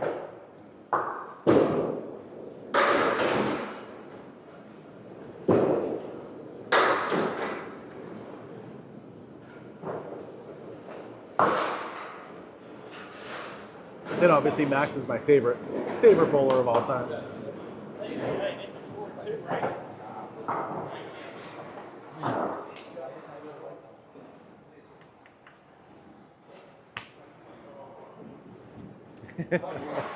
I appreciate that, JJ. So I've been looking down at their score sheets.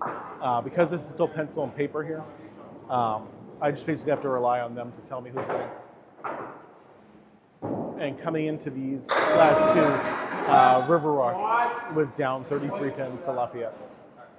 Or black shirts were down 33 to the orange shirts. Max had a bad night Tuesday. He didn't bowl well, and he was very upset about not bowling well.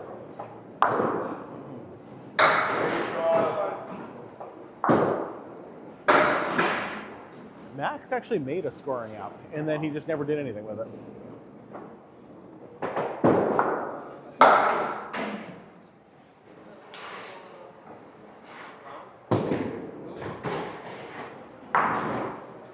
Foot goes over the line.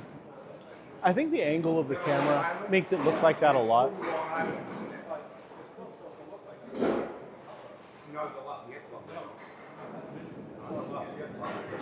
Yeah, Max has definitely been getting better. Right now he is fantastic out there. No, not really. Like, your arm generally doesn't hurt too much. Like, your knee can hurt. My knee kills me after I'm done Candlepin bowling. But not so much my arm. What's going on there, Bear? Good to see you. I like it. That's what I would shoot. Right on the road. It's allowed to bounce. As long as it makes contact with the lane, it can bounce past that lob line. As long as it makes contact first before that. A skip lob is legal. Brian, with the heart me, thank you.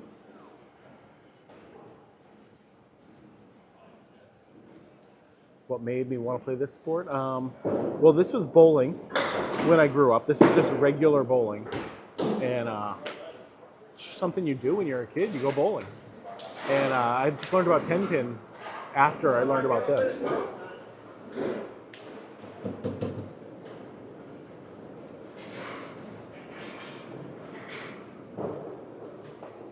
Yes, there is. So you see that second line that's out there, that's like right there?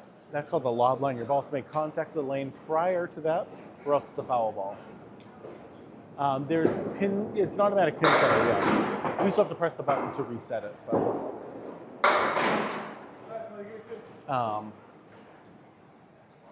have I played duck pin? Yeah, a couple times. Not a lot, but I've done it a couple times. That doesn't surprise me, Team Art. Candlepin bowling is very regional, and outside of this area, you don't really see a lot of candlepin. Truly, actually, they would, Trent. I know you're making fun of that, but a fastball generally does help.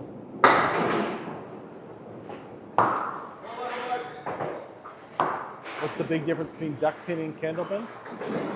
The pins are definitely a big difference. Duck pin pins look like 10 pins, but much shorter. Candlepins are tall and skinny. Our ball is smaller than a duck pin ball by about an inch. And they don't leave the fallen pins to make their spares and their 10s, but we do.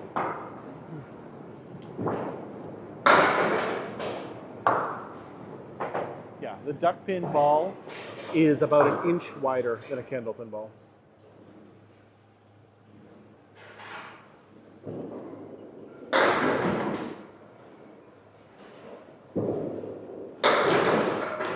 There was an 18 pin difference going into this. No, duck pin ball is going to be much heavier because of that extra inch in size.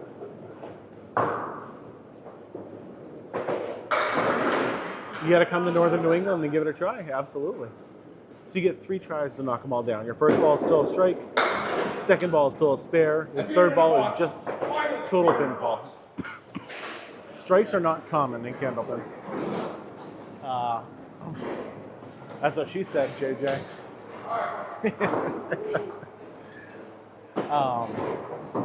Sorry, I lost track of what I was saying now.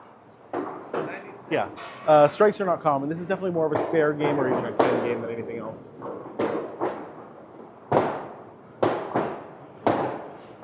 So Lafayette wins that one. So I don't know about in one game. I probably had 4 or 5. I did have 4 in a row one time. And when I threw my 4 in a row, it was worth $2,400 at Academy Lanes. That's how much I got for throwing 4 in a row. We've bowled at a bunch of Candlepin lanes, but my favorite, it's either here, Riverwalk Lanes, or Academy Lanes in Haverhill, Massachusetts. They both have their advantages and disadvantages. No, it was a great payday, actually. So what you're seeing when you saw everybody walking around is they're moving their balls from one lane to the other.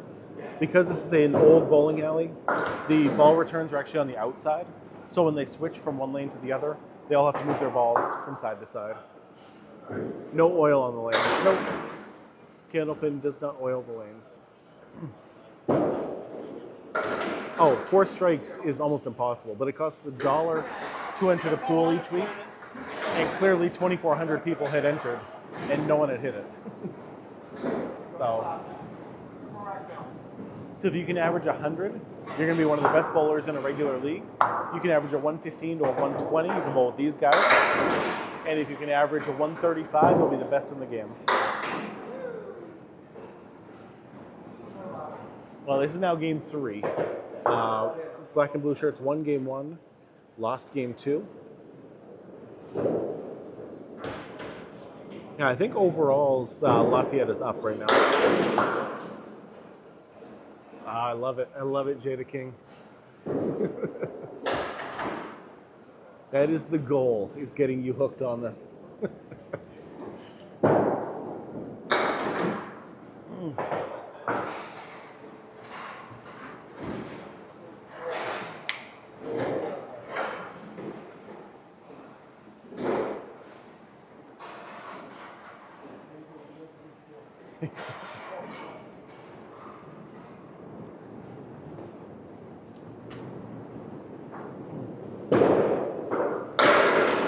So, funny story about those lanes up in Manchester. They got all the old artwork out of Leo's Super Bowl in Amesbury. So all the artwork on the walls that are the pins, doing different things on the lanes and stuff, like bowling and stuff like that. That all came from my hometown in Amesbury. And they actually got too many of the arts. So I went up there and I actually have one of the pieces of art from there on my wall at home. It is, I don't know, 20 feet across, 10 feet tall, hanging up in my kitchen. Solid wood, the thing weighs like a solid 150 pounds.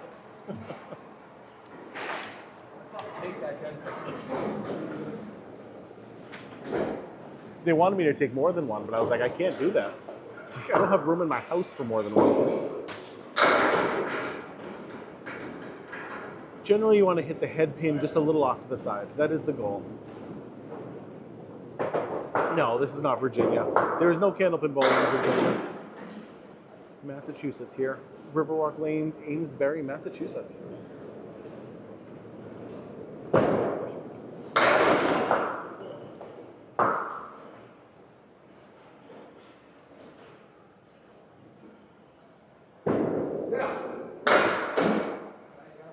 No, unfortunately, candlepin bowling is only found here in northern New England.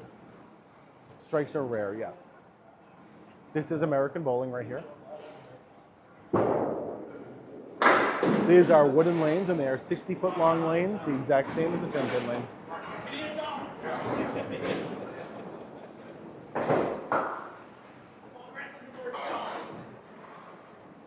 Well, if you do, this is a great alley to come to right here.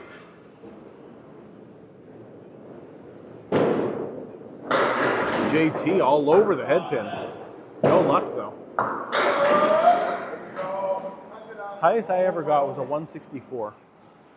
Did that a couple years ago. I'm due to break it.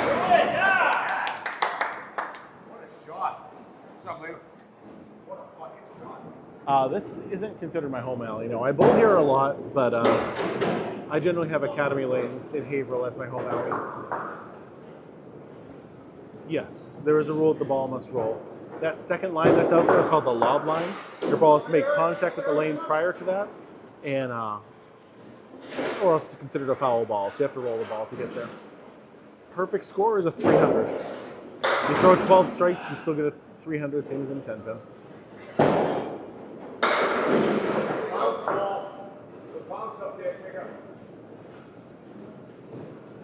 I'm definitely talking. What are you talking about, Sweet Dan?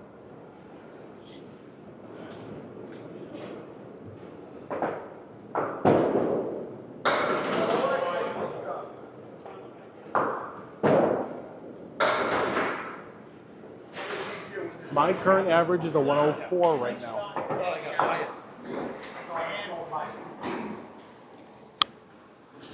Can the rest of you guys hear me?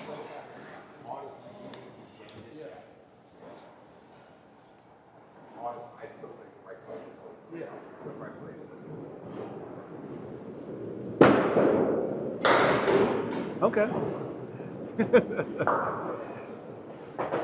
Just making sure. Ball speed is crucial as there's no oil. Well, I hear more yeses than no's, so I'm going to assume you guys just have your volume down.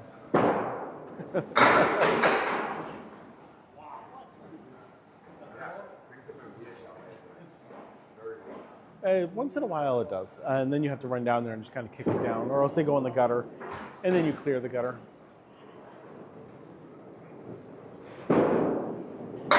Yeah, Park Place Lane just closed recently. You can't throw it overhand, no.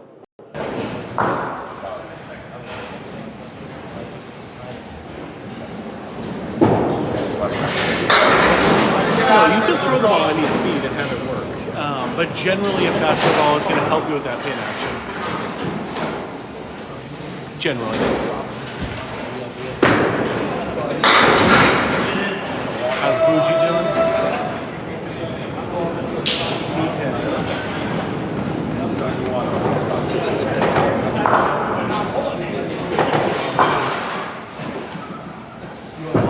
Good. too. Okay, hold on. I think the best is fucking TJ. Fucking slap him in the end.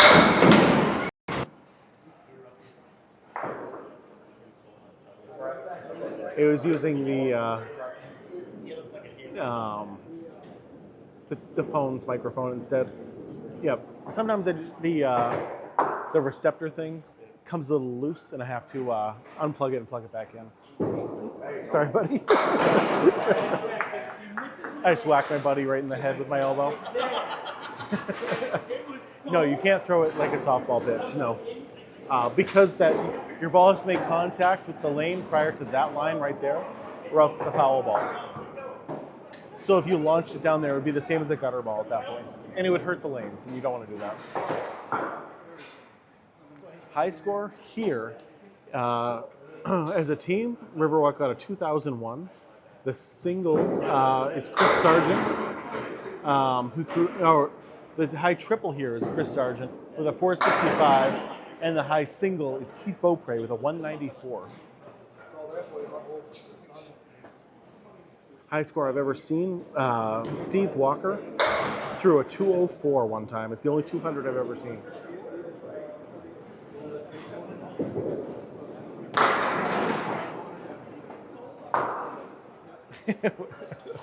Taking on Cody.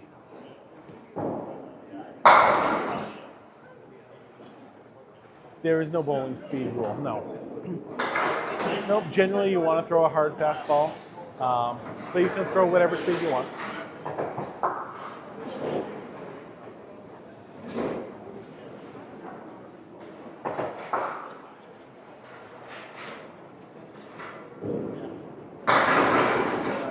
It doesn't surprise me, Jared. Candlepin bowling is a very regional sport, and if you've never been to northern New England, you might not have ever seen this before.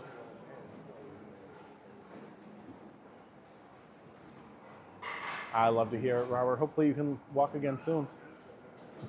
Candle ball is the best. Well, you'd get used to it after a little while. You might lob it at first, but then once you did it a little while, you're going to get used to it. Great question. Who makes the equipment? Girl I bowl with is a great bowler. I don't know which girl that one is. Because the balls Paramount generally makes. There's a couple different companies that make Candlepin balls, but nobody makes the pin setters anymore. Unfortunately, nobody makes Candlepin pin setters anymore.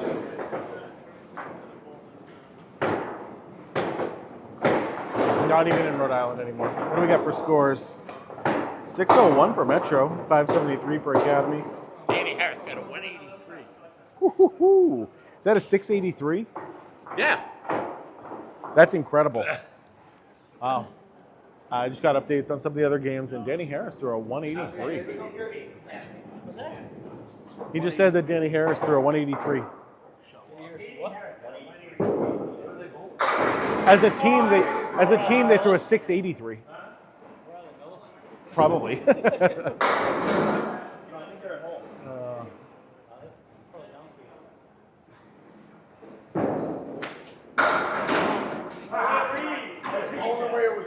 Are you? That's the only way. That was the only way. Reading over your shoulder.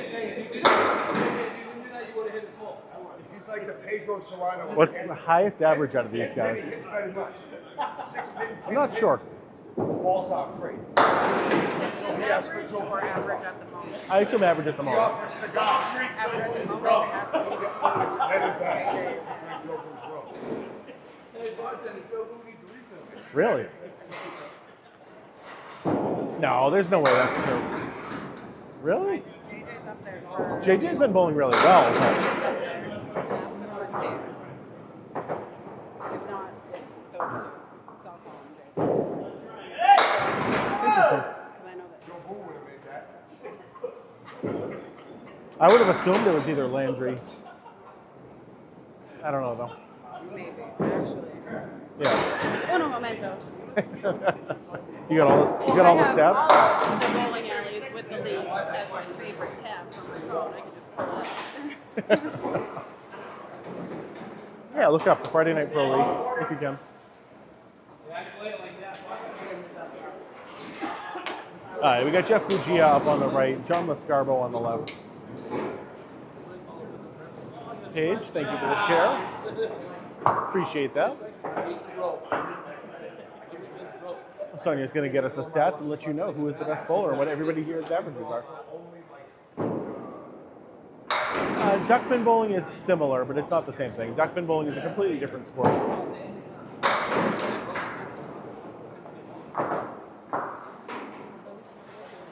Oh my lord. That is terrible, Robert.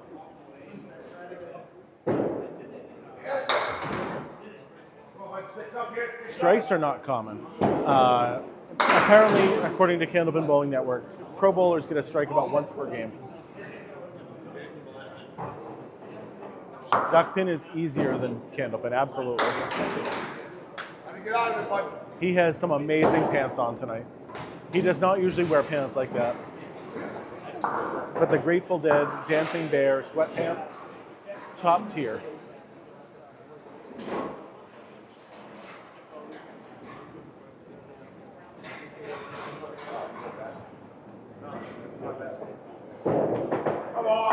Buggea with a great ball there. You were right. I was Sean Landry. JJ and Landry. They're both great hits for each other. All right, not bad. So JJ and Sean Landry best out of these out of these two teams. You know, when you talk so much, you're gonna get that once in a while.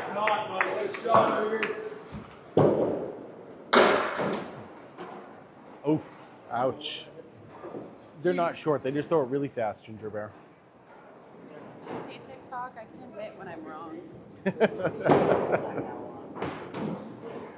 Wrong on something like that, maybe. You know. Comes to asking me about Sage's bowling. Yeah. Forget about it. I know a video with those two, it's going to do really well. So I just have to get through all of Sunday's tournament stuff first. I like how much traction Max is getting right before he steps up into like the pro. You're welcome, kid. Yeah, I like how much traction he's making. Yeah, he's doing his first real tournament here on New Year's. New Year's Day. Yeah. That's one of my favorites. Yep. Oh, don't hurt him, JT. I'm hoping he comes in and just lights it up. You know, throws like a 620, 630, something big like that. Really gets his Get a name. 649.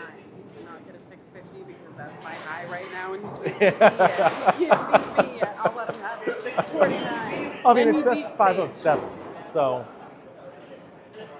it doesn't count unless it's your first 5. My high 5 right now, not my 5-7.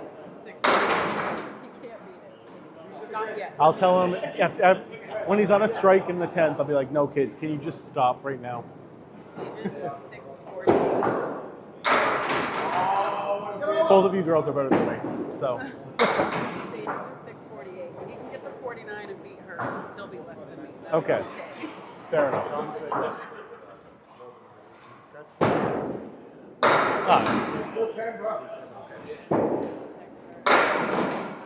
What type of pins are those? Those are called candle pins up there, David.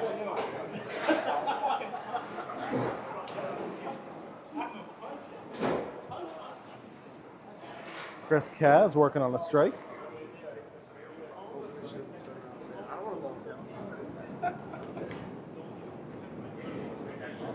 Yeah, you got a long ways to go. Like, anybody can come in there and have a great game and then take the world record. So right now, Lafayette won game 2, Riverwalk won game 1.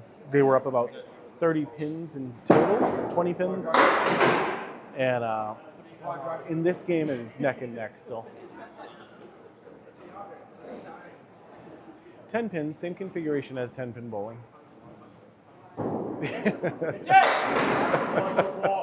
Paul Revere was a silversmith. He did not make silver candlepins.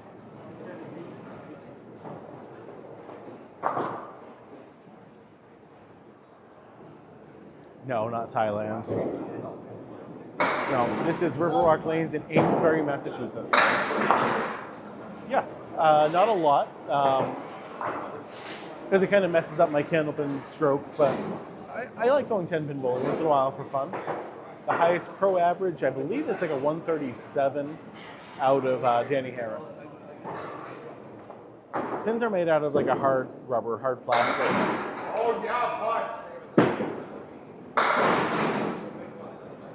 No, there's no wood in a candlepin.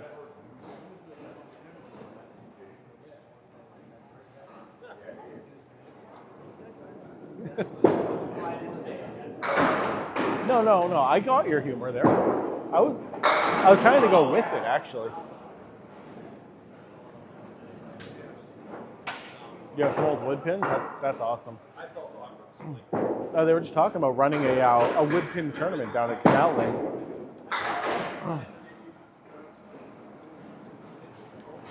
No oil on the lanes. Nope. Straight wooden lanes down there. Sean Landry. Oh, I see what you're saying.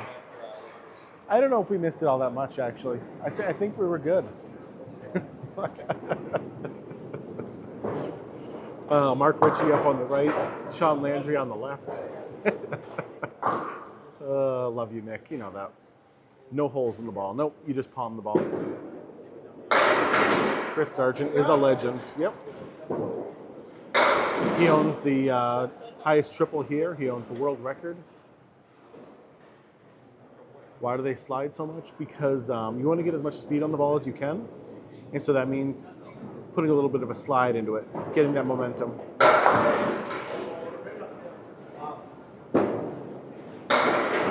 Oh, everything but the headpin there.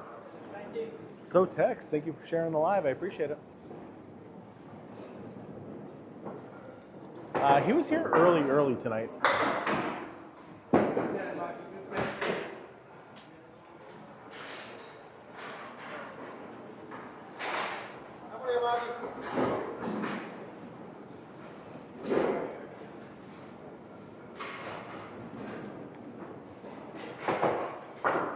Highest you can score is a 300. It has never happened in the history of the game, though.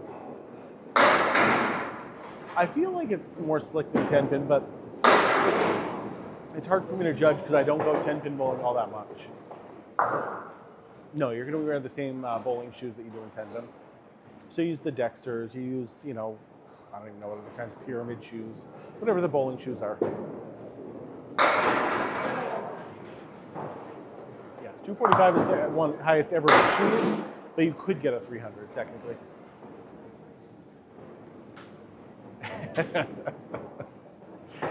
That sounds like it would be kind of fun, Lee. And we slide so much, and that is why there's a lot of knee injuries.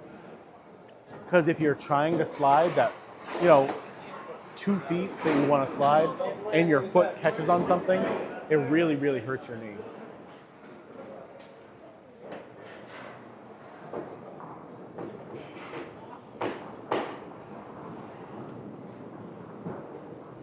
Highest game ever recorded is that 245 that someone said earlier. 245 actually happened twice. Ralph Sem did it and Chris Sargent did it.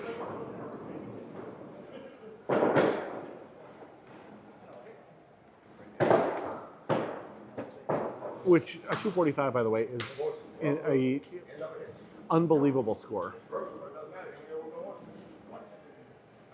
I hit 400 one time in my life. I'm just watching tonight, Kyle.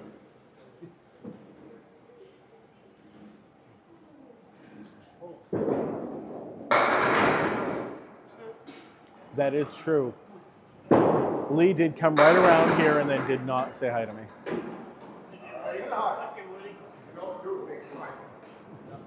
How heavy is the ball? Anywhere from 2 pounds 4 ounces to 2 pounds 7 ounces. The highest 3-game series. Mark Ricci owns that triple. What did I do? Got a pretty good triple. Yeah, I did that. Yep. That was definitely a thing that happened. Not here. No. Although it's funny when customers they'll see the newspaper article or something, and they'll be like, "Oh, you have the world record? Did you do that here?" And I'm the house owner here, so of course I say yes. Of course, yeah. Right? Yeah, sure, of course. This is one of those things. And then they're like, "Oh, where's this Metro Bowl in Peabody?" And I'm like, "Shut up, shut up. We don't ask all those questions around here. Stop." Ah. JJ.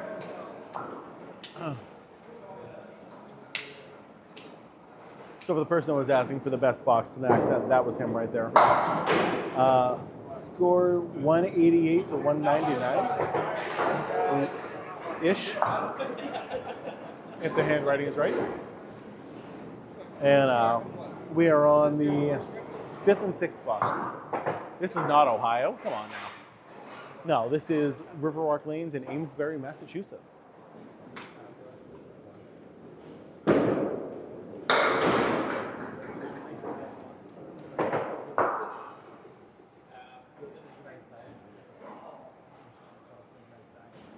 Yeah, we gotta, I mean, you say 20,000 likes. I think we should hit 25,000 likes. I think 20,000 is too easy. With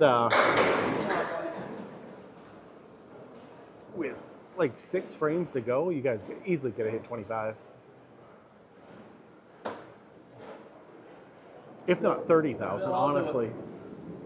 Like 10,000 likes per game. I think that's about right where we should be. There is one place in Ohio, yeah, but they're definitely not having leagues at that place. Oh, can you use a duck pin ball for Candlepin? No, you cannot. So a duck pin ball is about an inch bigger than a Candlepin ball. So it might be able to go through the machine, but I wouldn't trust it at that point.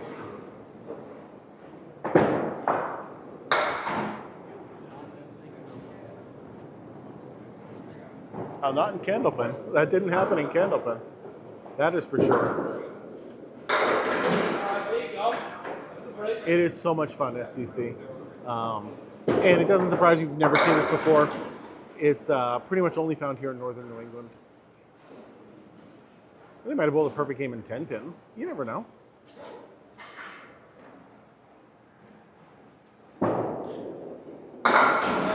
Oh, there you go. Great ball from Jeff Buggea there. Yep, again, doesn't surprise me. If you've never been up to this area, you might not have ever seen this before. It's a normal thing to hear that all the time. Hey, Justin Lyonnais up on the right, Ryan Southall on the left. No, you played duckpin in Maryland probably, but not Candlepin.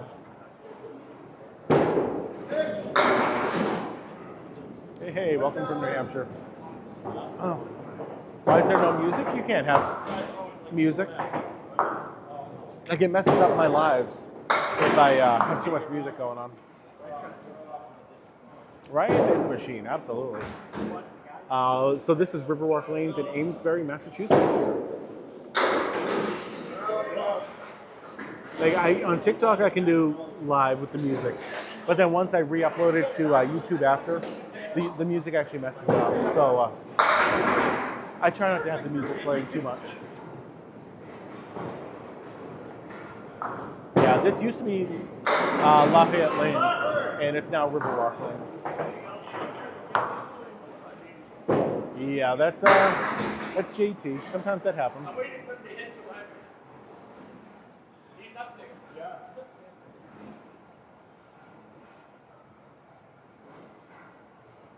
Yeah, there's a few really good streamers that do this. You probably saw Charlie, who was actually a pro bowler. And then you have Brittany, who does a great job too.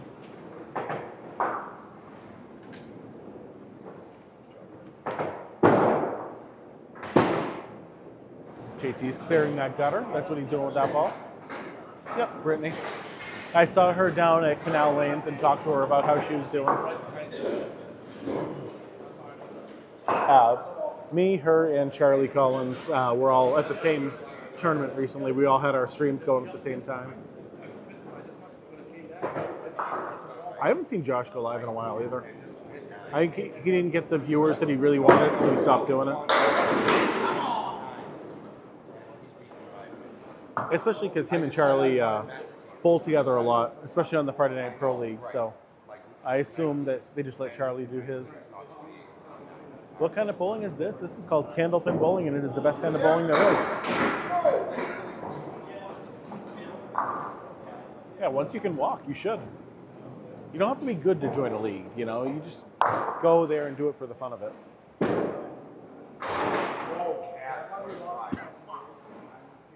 I mean, overall, all bowling is dying, unfortunately. This one in particular is definitely on the downward slope. I'm doing my best to revitalize it if I can. Yes, this is Candlepin. I appreciate it, Jill. That's the whole thing in a nutshell. Well, if they can't hold a 10-pin ball, then have them come down and start doing Candlepin. Hey, we're at the 25K likes. I knew you guys could do it. It is a lot tougher than 10-pin. Yes. Oh, beautiful strike there. I was going to say, strikes are hard to get, and then Chris Kaz just shows us how to do it. Throw it hard and straight right at the 10-pin, right at the head pin. Reading the comments. Yeah, I bowled at the Big 20 a couple times. It's not too far away from where I live. I wish they had this by you too. You kind of know when you throw a good ball that it's gonna, do really well.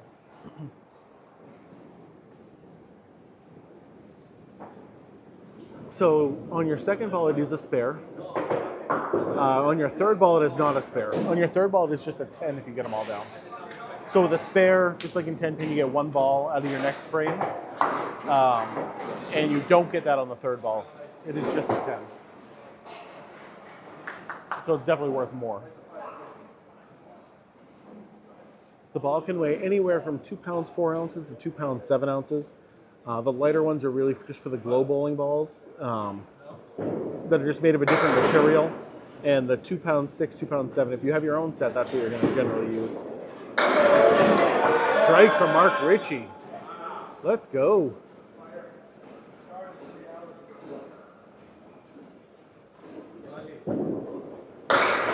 Candlepins weigh significantly less than a 10-pin.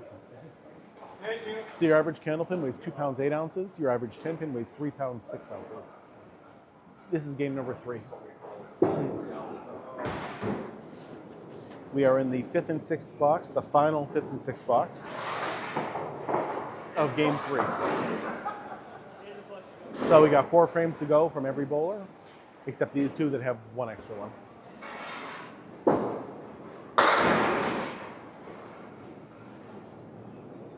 It has pretty much only been local to this area.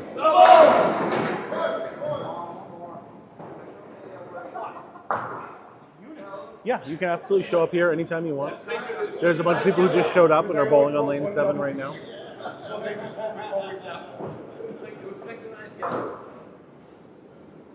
It's not the best of 5, no, it's just 3 games. If you throw slow, will it still go over? Yes, but you get better pin action when you throw a faster ball.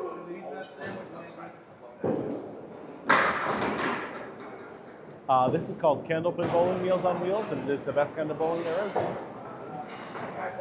I did throw a double the other night. Almost the same rules as 10-pin bowling. First ball is still a strike, second ball is still a spare, third ball is just total pinfall. The other difference is there's no oil on the lanes, and we leave our fallen pins up there to make our spares and our 10s.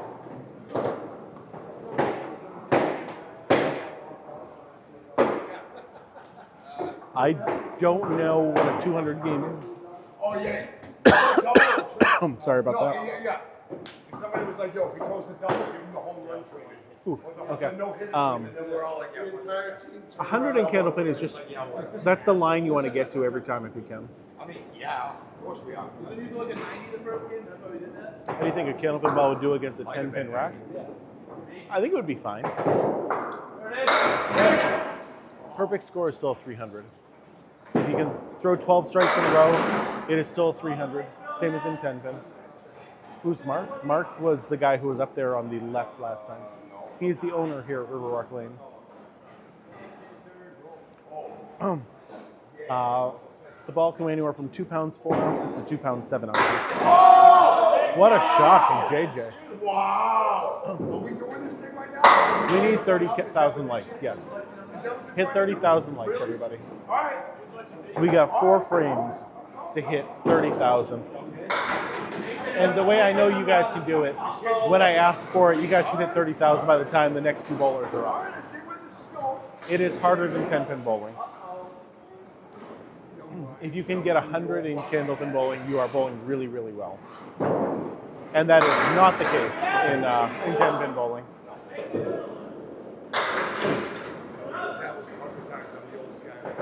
Patrick, number 3 gifter right now with a rose. Thank you, thank you.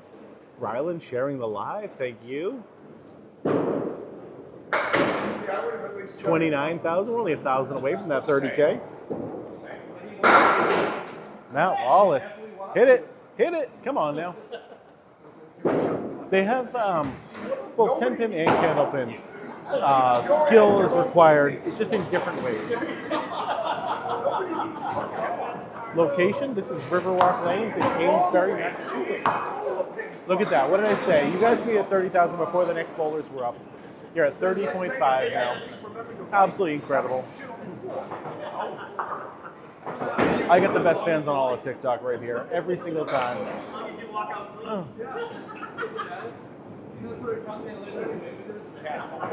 Mostly Brady, because you don't want to change your arm motion too much. You know how to throw that ball consistently, throwing a faster ball. You do slow it down a little bit. Like if you normally throw your strike ball being 35 miles an hour, you might bring it down to 32, 33 miles an hour. But you're not going to slow it down to 14 or 15 miles an hour because it's not going to go straight anymore. It's going to spin more. And the more spin you have on a non-oiled lane, it's going to go out of the way of where you want it to go.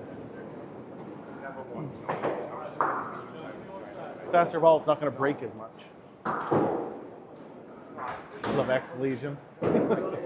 This is definitely a northern game, yes. That never bothered me. That doesn't bother me.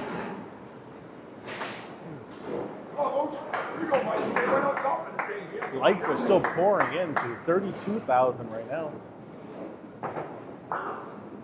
Love seeing it. Love seeing it. All right, Jeff Buggea all over the head pin. No luck though. Took out the whole right side. John Lescarbeau punching right through the 3-pin.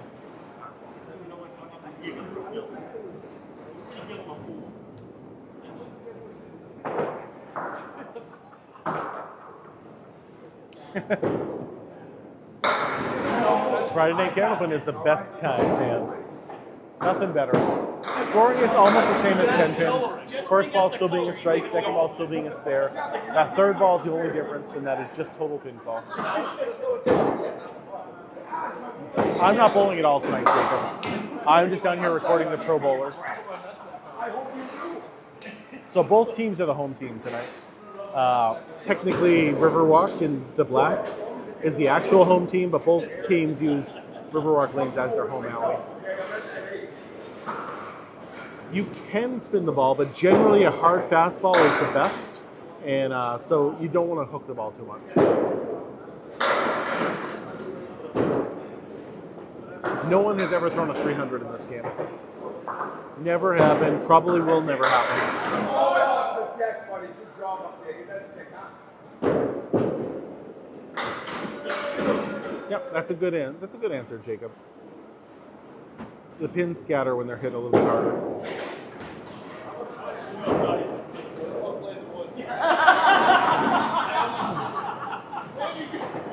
Well, I mean, the goal, Nick, is to get me on one of these pro teams. That's the real goal, isn't it? I don't think anybody would have played with. So that way we can we get the best of both worlds. No one has ever scored a 300. Like ever. This has been around since the 1800s, and no one has ever thrown a 300.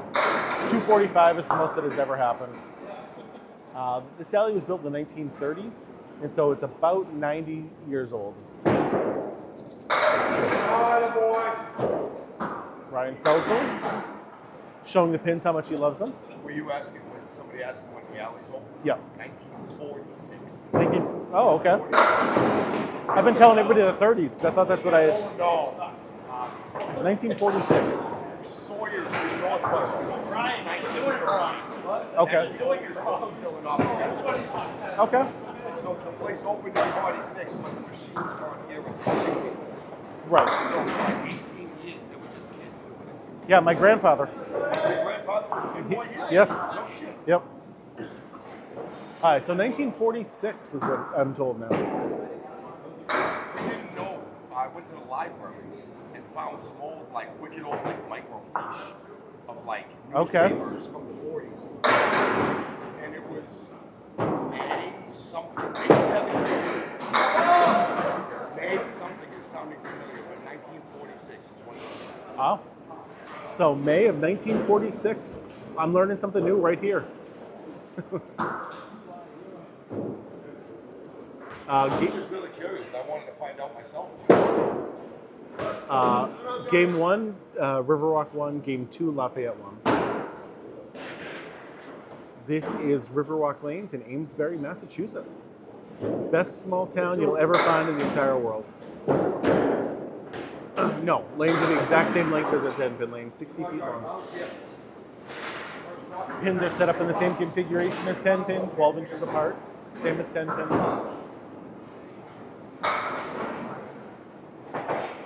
So pros score on average about 115 to 120 every game. Okay, what do I throw? My average is at 104. So I am not quite on the level of these guys.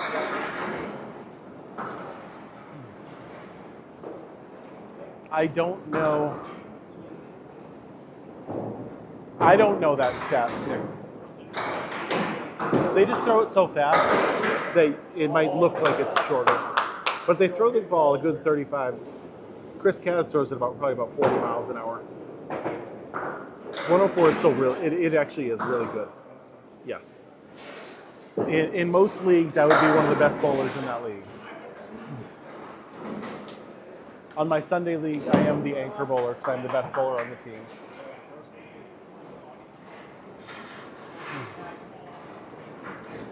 But I'm still not as good as these guys. Nope, there is no oil on the lanes, Bo. 0 oil on a Candlepin lane.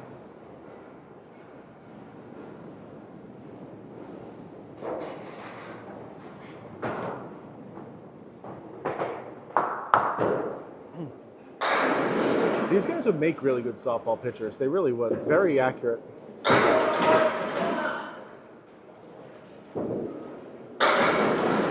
Oh, good ball from both guys. You'll be here tomorrow? I might be free around 2:30 to come down and check it out. I'm busy in the afternoon and I'm busy in the morning. But that part of the afternoon, like late afternoon, I'm really busy. And early morning. But middle of the afternoon, I might be around. Stop by and say hi. 1. The average strikes per game for a pro bowler is 1. According to Candlepin Bowling Network. Good score is 100. If you can average 100, you'll be one of the best bowlers in your league. If you can average a 115 to a 120, you can bowl with these guys. And if you average a 135, you'll be the best in the game. Correct. No oil on the lanes. You can run right down there. Mark's throwing it down. It's taller than you think. And it's bigger than you think. It looks small down there, but they're actually pretty tall pins. I think they're like 18 inches tall. It is high-key fun.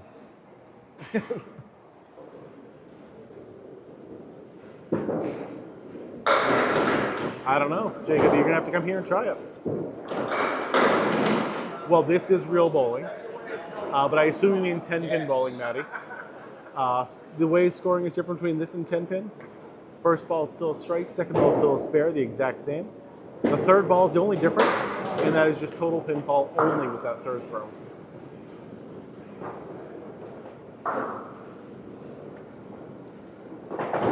Well, you don't come out here just to do Candlepin. You can vacation in the Boston area, catch a Red Sox game, catch a Bruins game, and then go Candlepin bowling while you're here. Yeah, watching Saturday morning bowling it's what you did on Saturday mornings around here. Candlepins for cash, stars and strikes, all that good stuff.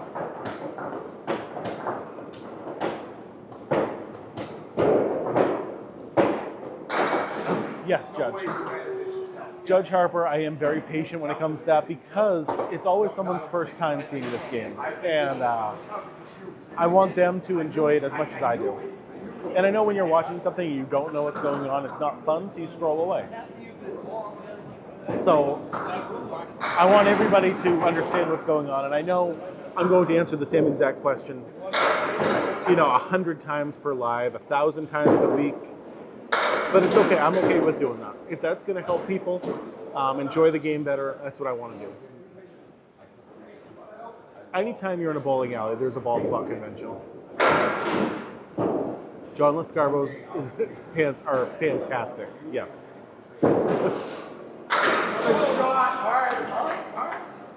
Jared, it is a fantastic game.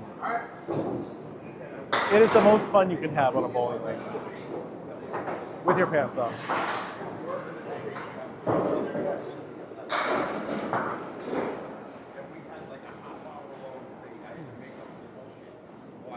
Yeah, JJ Tourigny is a fantastic bowler. He's grown so much as a bowler over the past couple of years. There was a time when he and I were about the same average bowler, and he's just gotten so much better since then.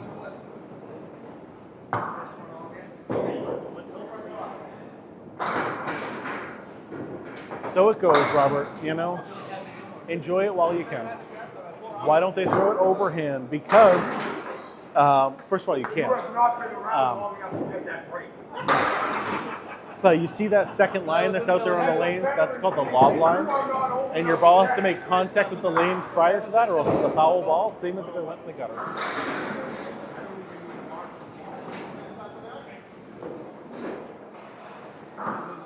You absolutely should, Robert. Make sure you never lose it, JJ, great out right there. No one has ever thrown a 300 game in the history of the game. The game has been around since the 1800s, and we have never seen a 300 throw. I mean, you see my kids, they're out there, bowling, or one of them. That's what it's all about. Get those kids bowling. Every league bowler should be bringing their kids in for the kids league. They should be bringing their grandkids into the kids leagues. Get them loving the game early. So generally you want to throw the same ball over and over again. You might throw a slightly slower ball, but if you throw a 35-mile-an-hour ball normally, you probably want to slow it down to like 32 or 33. But generally you want to throw the same ball.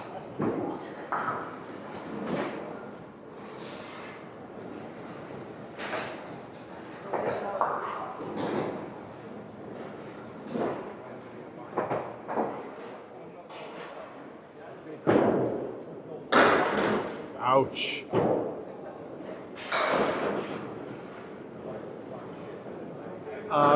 Candlepin bowling is pretty much only found here in northern New England, so there's not many left, especially across the U.S. Only in New England, and there's only 2 outside of this area. And when I talk about how a 10-pin bowler compares to a Candlepin bowler, basically you want to take that average and cut it in half. If you were to become a Candlepin bowler, cut it directly in half. So if you're a 215, you'd be about a 107, 108. But that's only if you consistently do this. On your first try, you are not going to get 100. You'll probably only get like a 70.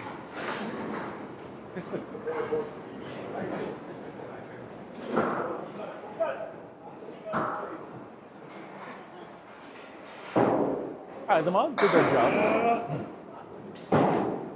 I mean, you can't do it right away. You know, you gotta, you know, take the time to be able to read it. But the mods did it. In a way, yes. Candlepin bowling has been around since the 1880s. 10-pin began in the 1890s.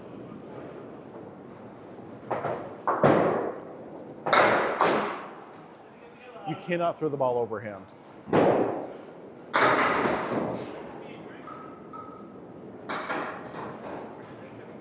I have. Mark will not be happy if you do that.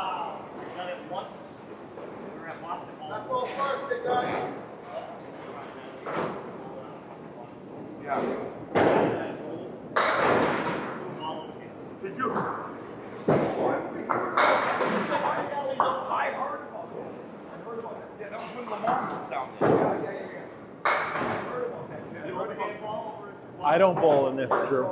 On Friday nights, the Pro League, and I generally just come down here and record. It's relatively close to my house, so I like coming down here.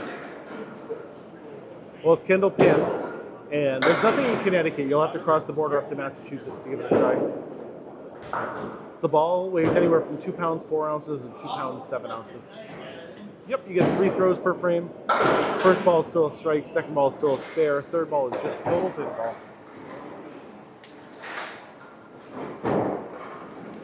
A lot of churches actually have Candlepin lanes in it, which is kind of surprising, but yeah.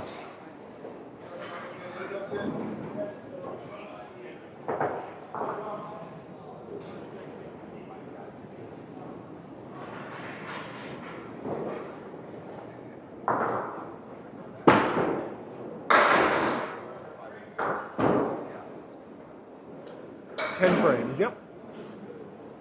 Same as 10-pin. 10-pin, same as 10-pin also. Same configuration. Chris Kaz. What a shot. What an incredible shot right there. That's a highlight reel. That's a highlight shot right there. That gets its own video.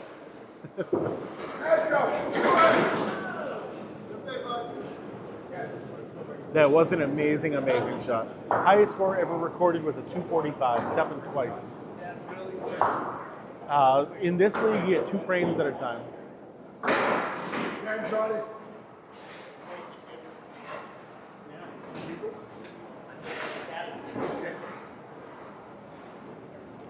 These guys throw it probably about 35 miles an hour on average. Are they yelling because you swear a lot? Nope. Nope, they don't care about that. You can definitely keep swearing. Very good, love it. Solid boy. I don't know how to talk about it. 5 guys, 2 frames at a time, and then you switch to the other side.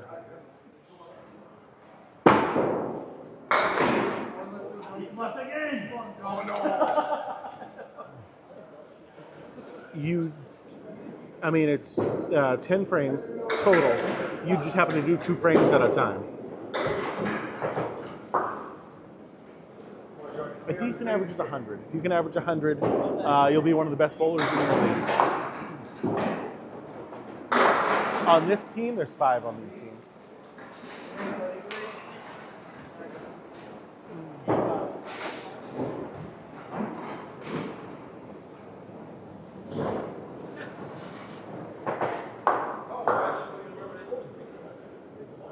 I generally use another 640. That's great. Those are big numbers. They kick that. Yeah. So I generally look at a board when I'm throwing. This is a money league. Yeah, big money league.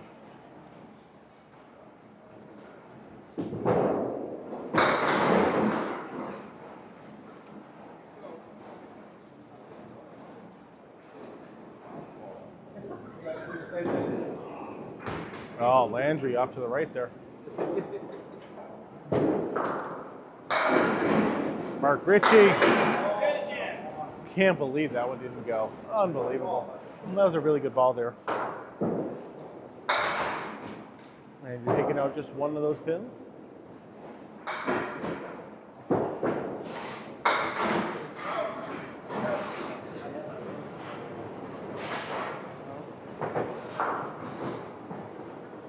Coming up on the final frame, and then I'll give you guys all the numbers from everything. Let you know who won what. Sean Landry all over the head pin, but punching straight through, unfortunately. Hey, we hit 40,000 likes, everybody. Mark Ricci doing the same exact thing there.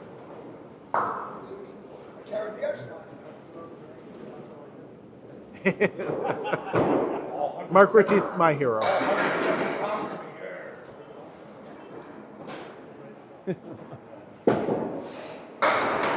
Oh, trying to copy Chris Kaz. Couldn't quite do it. Couldn't quite do it.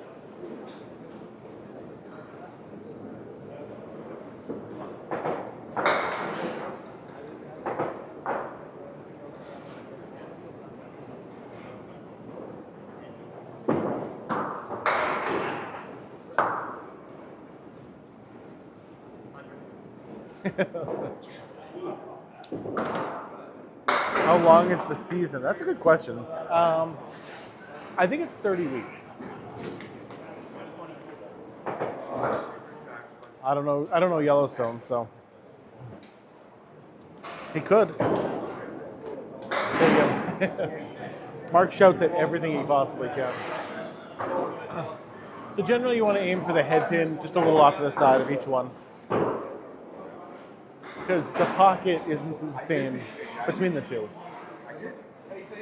I'll give you guys all the numbers in just a second. As soon as they're done filling it all out, I will show you guys what happened.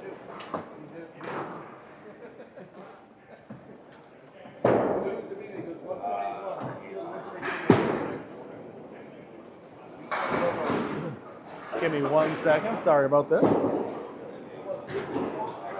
Still not digital. No. They are down there doing the math right there, as you can see.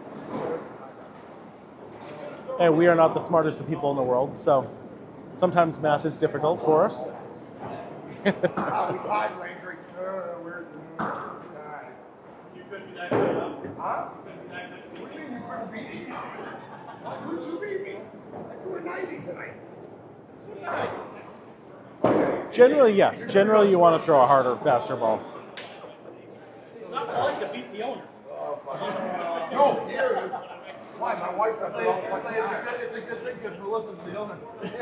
As soon as I know, we hit 41,000 likes. You guys are incredible. I do have the best fans on all of TikTok. Everybody who's here all day long. They send me gifts. They subscribe to me. We hit my live goals of 40,000 likes. Like, it's incredible. I love hanging out with you guys. So, yep, that's it. That's okay. That's what I'm waiting for, all the numbers. Yep, I'm still doing it right now. Don't worry about it. It's my buddy Andrew talking to me right then.